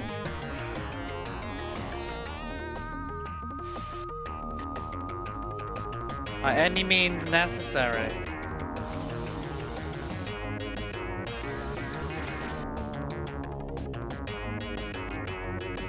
One of the policemen is an ex-road rasher, according to the law. Putting innocent lives at risk. Have you seen these innocent lives running over my ass when they can quite clearly see I'm there? And not even stopping, just carrying on, taking me down the road. Nobody's checking, are you okay? Not that innocent. He quite literally pulled in front of me on purpose. It's the same energy as Paperboy.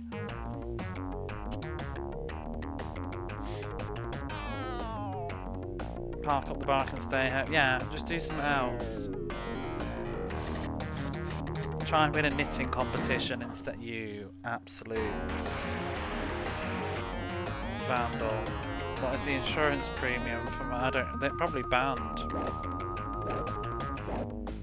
I feel like I should just start again. Yeah, I'm just gonna start again. Like that. I've only got like two crashes left in me. Crochet. Which one's less dangerous? You'll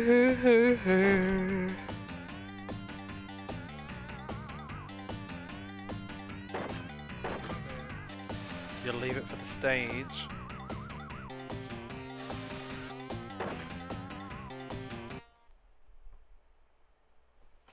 I got a good book here. Hey, that'd be me reading a good book. I'll finish my book today. Ah! We've already done book chats though. It was good stuff. I'm always on about the books, me.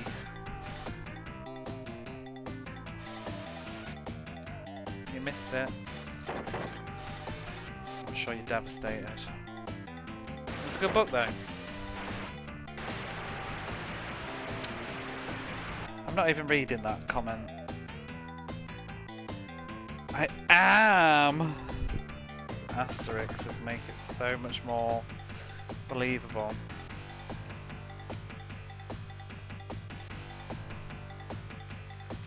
When are you going to join my book club?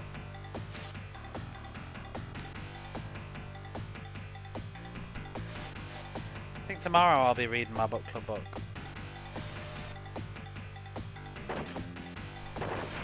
Ah! The book convos. Ooh, well, I read a good book. I finished Birdman and it was very dark and disturbing. And I originally thought it perhaps wasn't, even though people say it is. But yeah, I got to the last 30% and I'm like, yep, I get it. I stand corrected. It's good though. I gave it 4.5 stars out of 5. I kind of want to just jump into the next one, but I will wait. I'll read something different first. I think next I might try The Surgeon by Tess somebody. It's the first one in the, I can never remember it. I was going to say the Rizzler and Izzoli. I don't know. Isla and Rizzoli series, which always look like a kind of homely TV show, but the books look a little bit more gritty. Apparently, there's 2 of the women characters in the TV show, but one of them is not in the first book at all. I think they changed that for the TV though. It's like I think she's a forensic investigator and a detective partnership. sounds fun. And this one is called The Surgeon or something, and it's like a serial killer who's removing organs. I do like serial killer stories. But, oh shit, bitch! Bugger in balls. That's not my bike. That's not my bike. Pardon me. Are you real? I'm fucking Larry Bird. I mean, surely the keys are in the ignition. I don't see why we couldn't just nick it. We're already breaking enough laws. Fucking Larry Bird.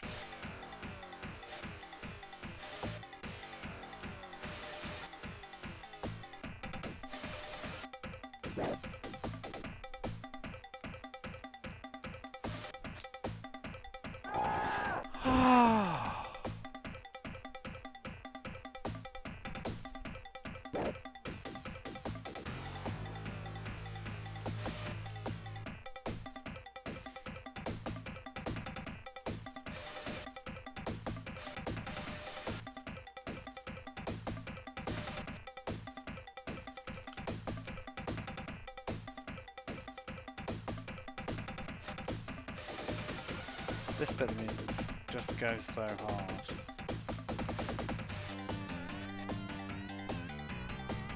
Do, do, do, do, do, do, do. What?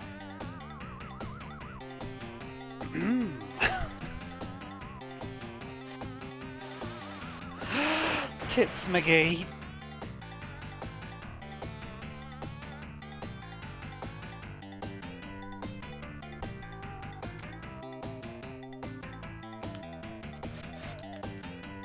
Sometimes it's hard, like once you've crashed, it really snowballs. Like trying to get, you got the blip, blip, blip.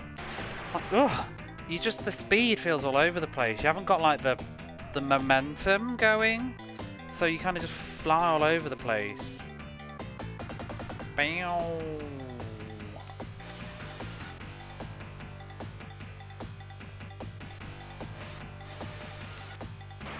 Whoa.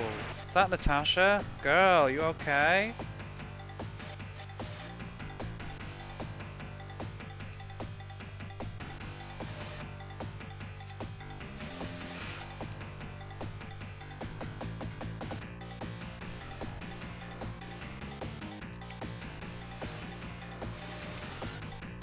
This is such a horrible course though. Bendy bendy.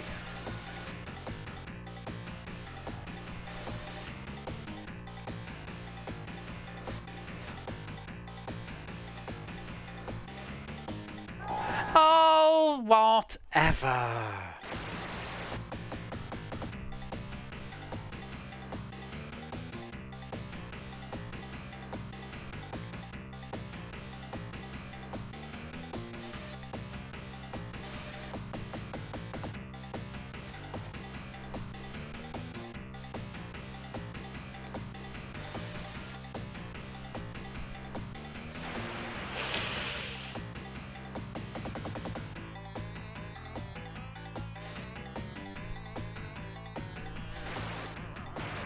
Jesus, what are these bends?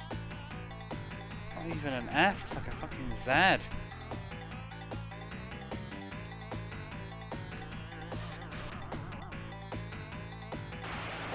Whoa. 90-degree turns.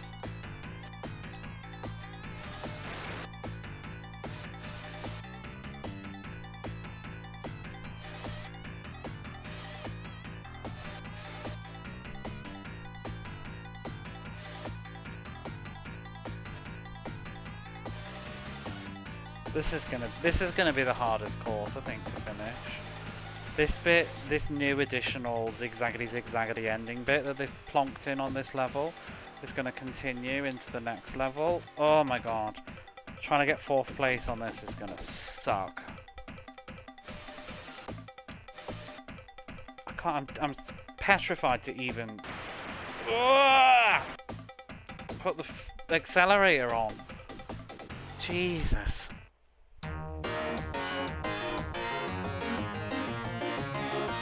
I might leave that course until we've got the bike.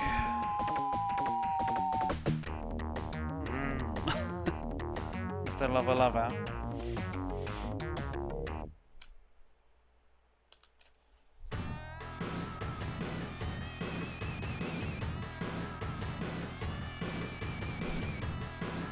I can probably do these ones.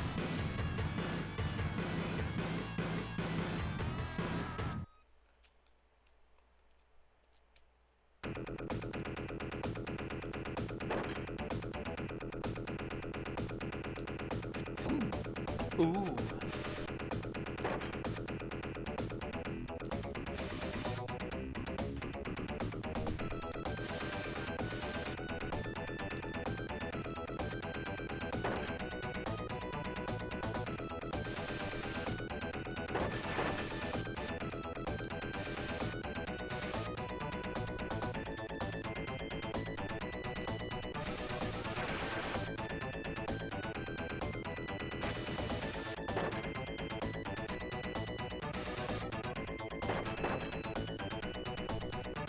Hog hide.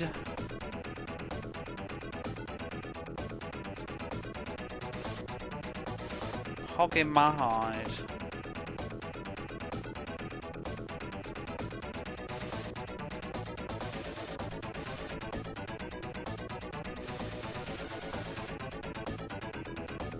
Oh, Zippy's gone.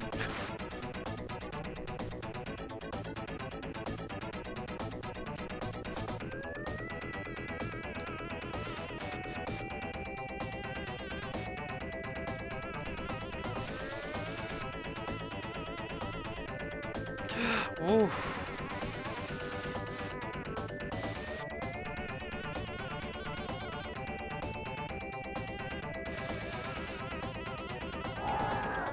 Savage.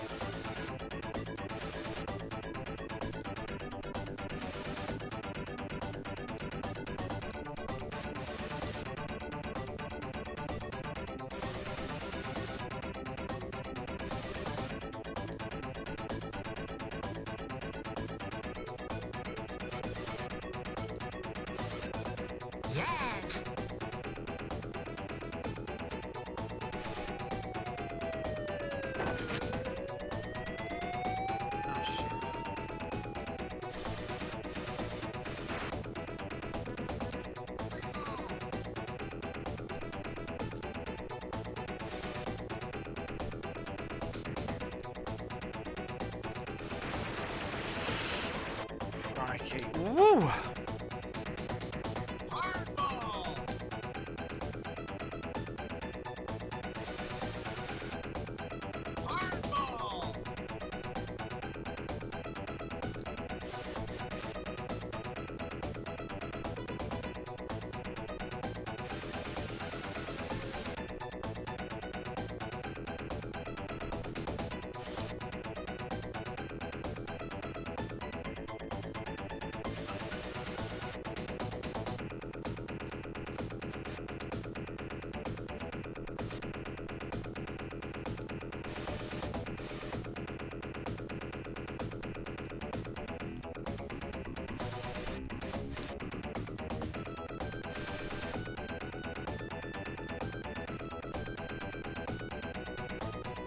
What the fuck? I couldn't, like, which lanes are you in?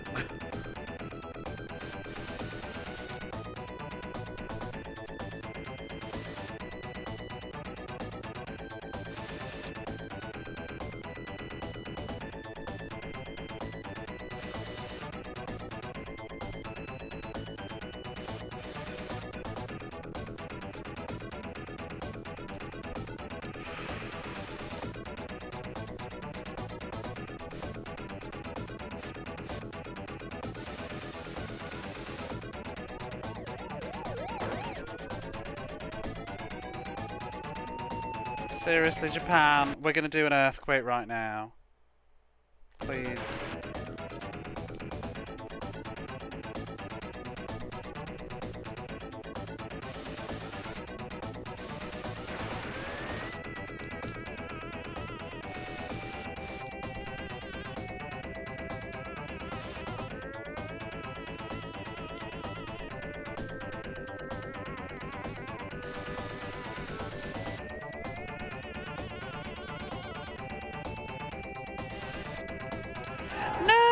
Oh, I don't have time for it. I think it stopped.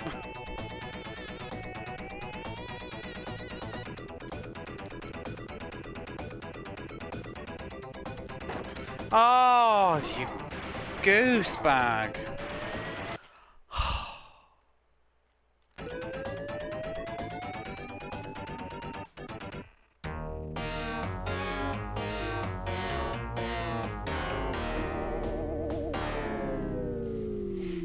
That's BS. Oh, this game is fucking brutal. Hang on, I need to check the news now. A fucking mountain.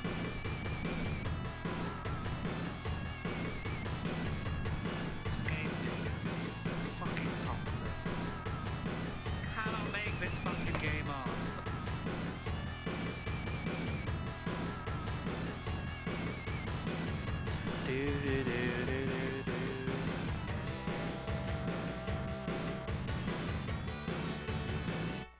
Oh, you know what? Okay, I wanted a break anyway, so I'm gonna go take a quick break. Savage. Oh, I paused the timer when we did music times, didn't I? Bugger. When did I when did I do that?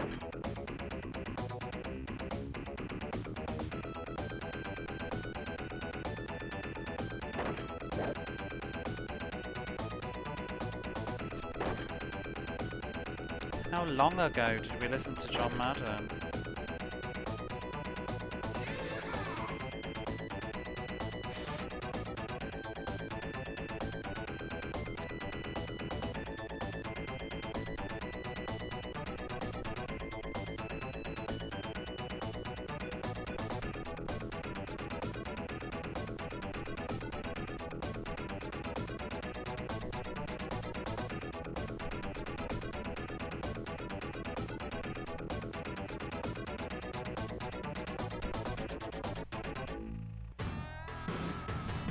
Ah, looks like it was 47 minutes ago. So what's that?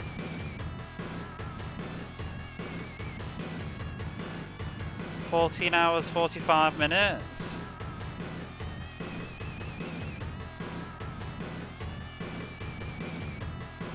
Is what the time should be saying.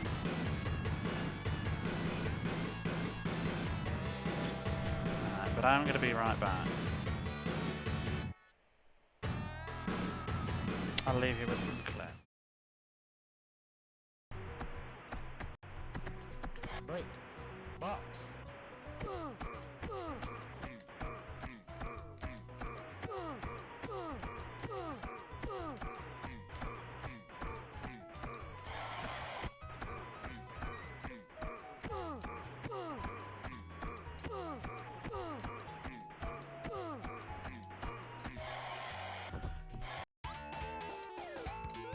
No, mistakes were made. The power of the pause, the power of the... This is so cool. This is such an iconic moment. Oh! Don't even... I can feel the fucking clip. I can feel it. Just fuck off.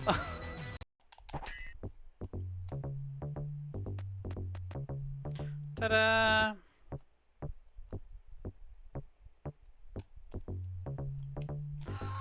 Why? What does this game want? Oh. Oh, I love the smell of salt. That's why I live here. Okay. Riveting conversations with dogs. I hate you. I hate you. The way they run across on the camera pans is very, very fast for a Mega Drive. And it's more. It's not just. Whoa. The sport got real dangerous really quick. Did you? Oh, his head's back on now. Okay. What the fuck just happened?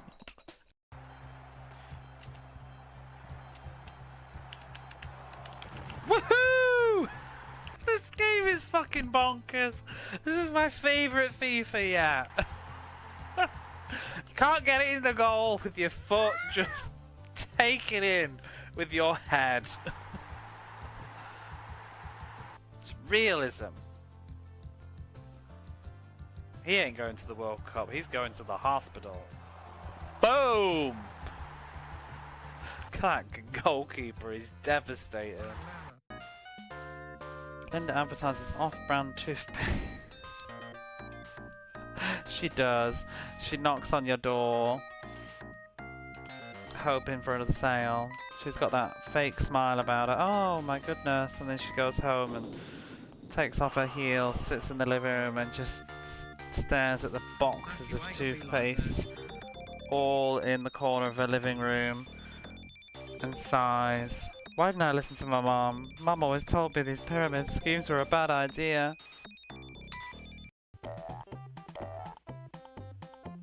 He's gonna do it. He's gonna get me. I'm gonna goofball in his face. Ah!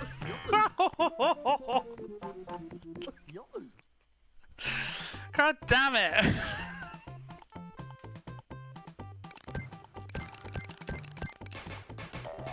This is the stream anyway. Happy January. 2 minutes left. This is it. Oh wow.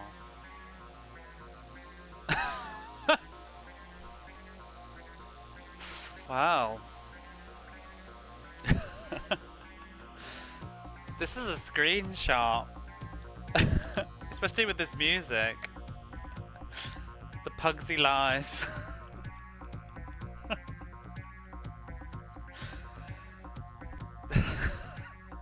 Evening, ladies. Come on, Lansford. Best player. The best for last. Sometimes the sun goes round the moon. You fucking beaut! I knew I liked Lansford. That's what I always said.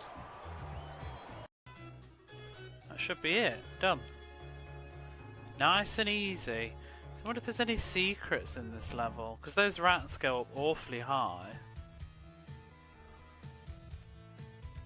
Who the fuck am I? Awfully high. Oop. Nice toss. Oh no, what a mess. I can't hit anything else if I try.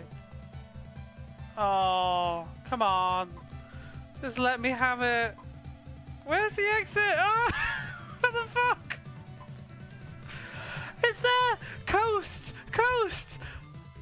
Out of time!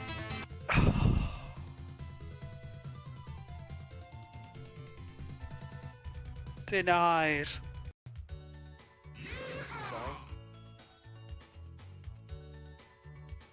No, the correct response. Felix Wankle. That guy.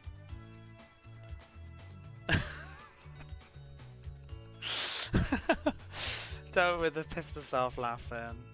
Ooh. What's this then? This is Captain America and the Avengers. Can't you read? And who the fuck do you think I am? Wolverine? To be fair, I barely know who I am myself. What an evil thing you've done, puny superheroes. I'll shut you up for good. That's assassinate. That's a hot. That's a thing in itself. This is an interesting enemy. Don't do the worms though. Oh my god, it's Cousin It!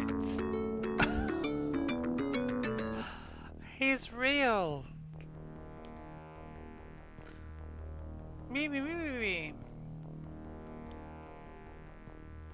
Sure, I'll tell you what I've found. I'm not doing that again. Oh, thank fuck for that! Oh my god, it's over.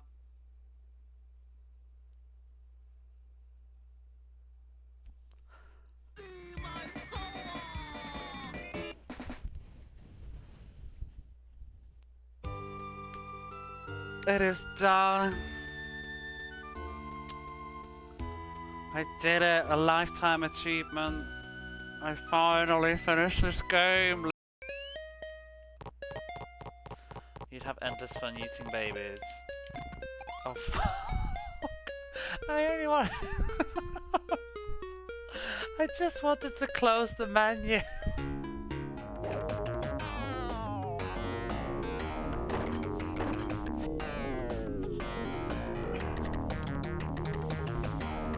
Hello.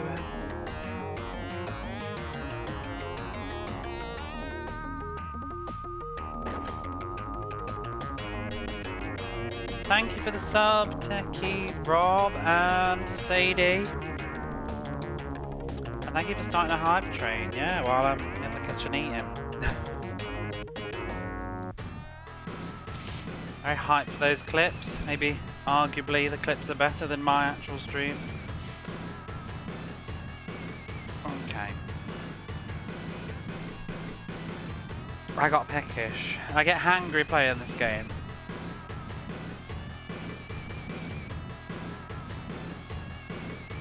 It is hard work.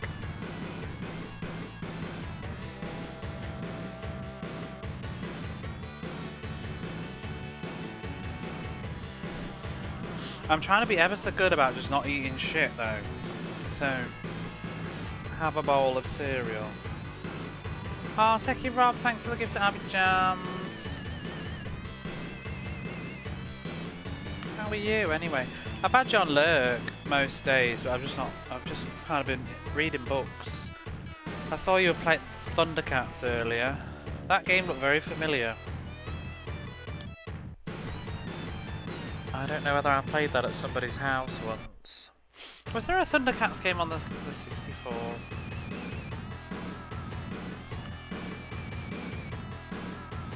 Or maybe the Atari might have been when I played it on. Oh no! It was, I think it was the C64.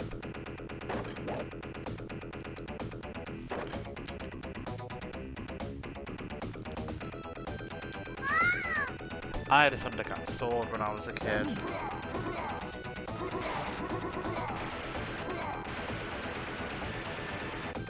Thank you for the giant emote. Ooh, has that finished it? Almost. 95%. Thundercat was amazing. The best game ever made. Definitely not janky. Oh my gosh. Thank you for the 100 bits to finish off the hard dream. Did you catch any of the words in that? But thank you. Appreciate it. Helping me during my brief week of unemployment. I actually have work on Wednesday, but that's all. And then I'm off again. I'm off Monday, Tuesday, Thursday, Friday this week. I say I'm off, I'm just, there's no work. But then I am working 5 days in the last week of this month.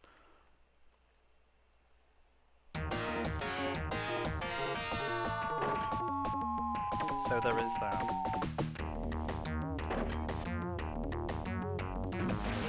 Oh god. Which level did I pick? I didn't pick Sierra Nevada, did I? Because I'm not doing it. I don't know, it's not this music. Redwood again.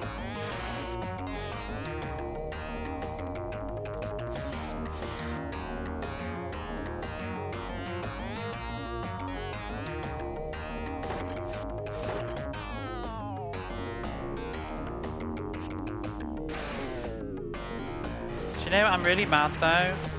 I was just about to say, like, Twitch and stuff definitely helps me out financially, especially just paying things like the electric.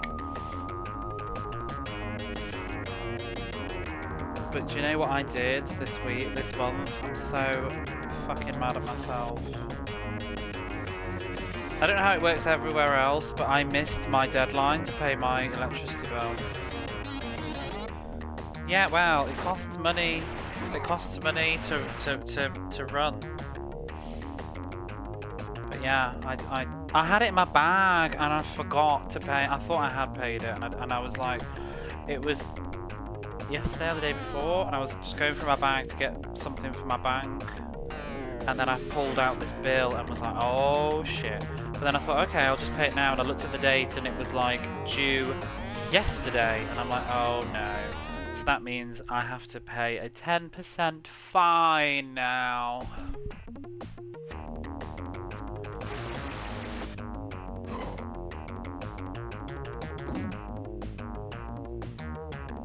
I was waiting till payday, and then I forgot about it.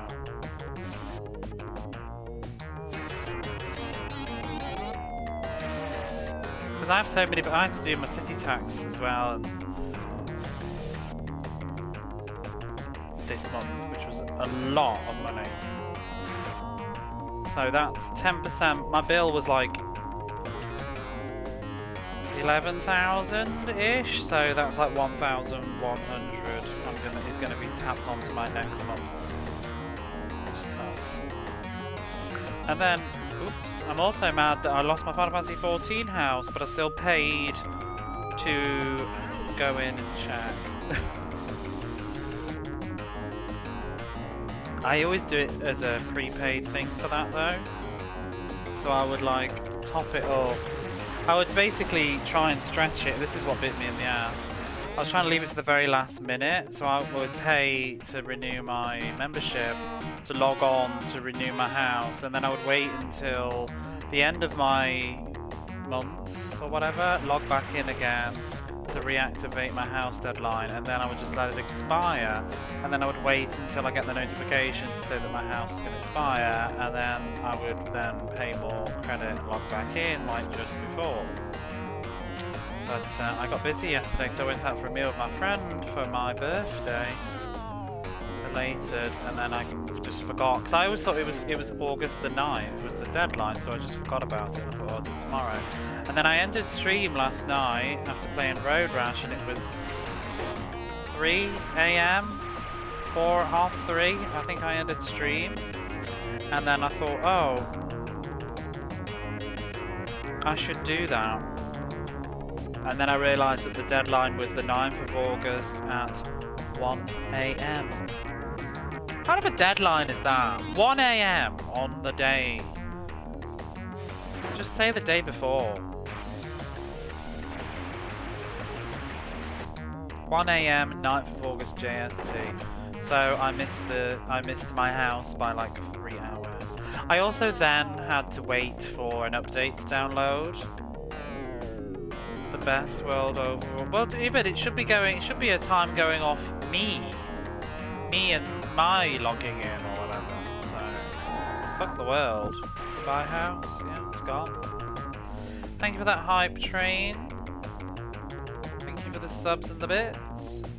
I'm actually really quite upset about that, to be honest. I have been paying virtual rent on that house for about 3 years now.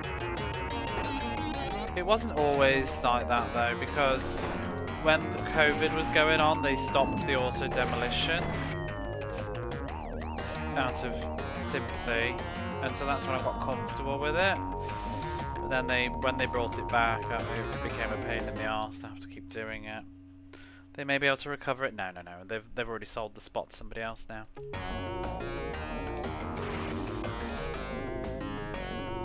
Then absolutely no recovery for that. Because of the way that they do it on that game, houses are like a fixed commodity, limited. It's not in a separate instance to the game, so there's only so many houses or whatever. So you have a house, and you buy a plot of land and you build a house on it. And if you don't log on for a fixed number of time and go in your house, then it will start a timer to be also demolished. And if you don't log in before the timer expires, then your house is demolished. And then somebody else can buy it. And it's not just that I had any old house, I had a medium-sized house. It's worth like 18 million gold in the game. I got given it off a friend who was leaving the server. I ended up getting 2 houses. Well, no, somebody just gave me a ton of money. Somebody that was not playing anymore. And then somebody else gave me another house. I've still got one of the houses for my free company because my friend still plays, so I've left her in charge of the free company and she logs in, but she can't log in for my house for me. So my own personal house has now gone kaput and getting that much money again. And also, even if you have the money, waiting for there to be a free house, people, because when I logged in there was somebody camping out my house. Well, it's not my, no, there's a personal house and then it was a free guild house. But my personal house had all my stuff in it, and I've had it for years. And when I logged on, there was somebody stood in front of my plot of land waiting to buy it, because when you want to buy it, it's sort of done randomly. So the plot becomes available, but you can't purchase it until an invisible timer expires, and nobody knows when it's going to expire. So it's just first comes first serve. People just keep clicking on it and checking if it's available yet. So somebody was just stood in front of my rubble.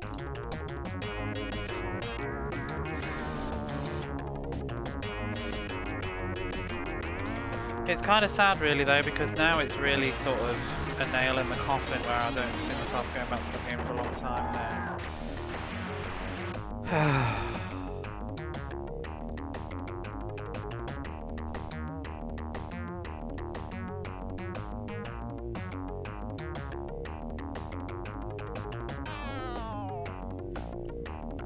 Shall we just play Hypnospace Outlaw?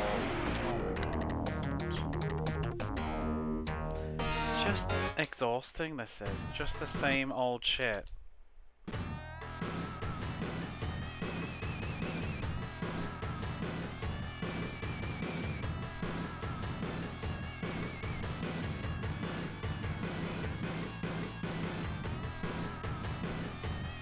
I don't know what I want to do now.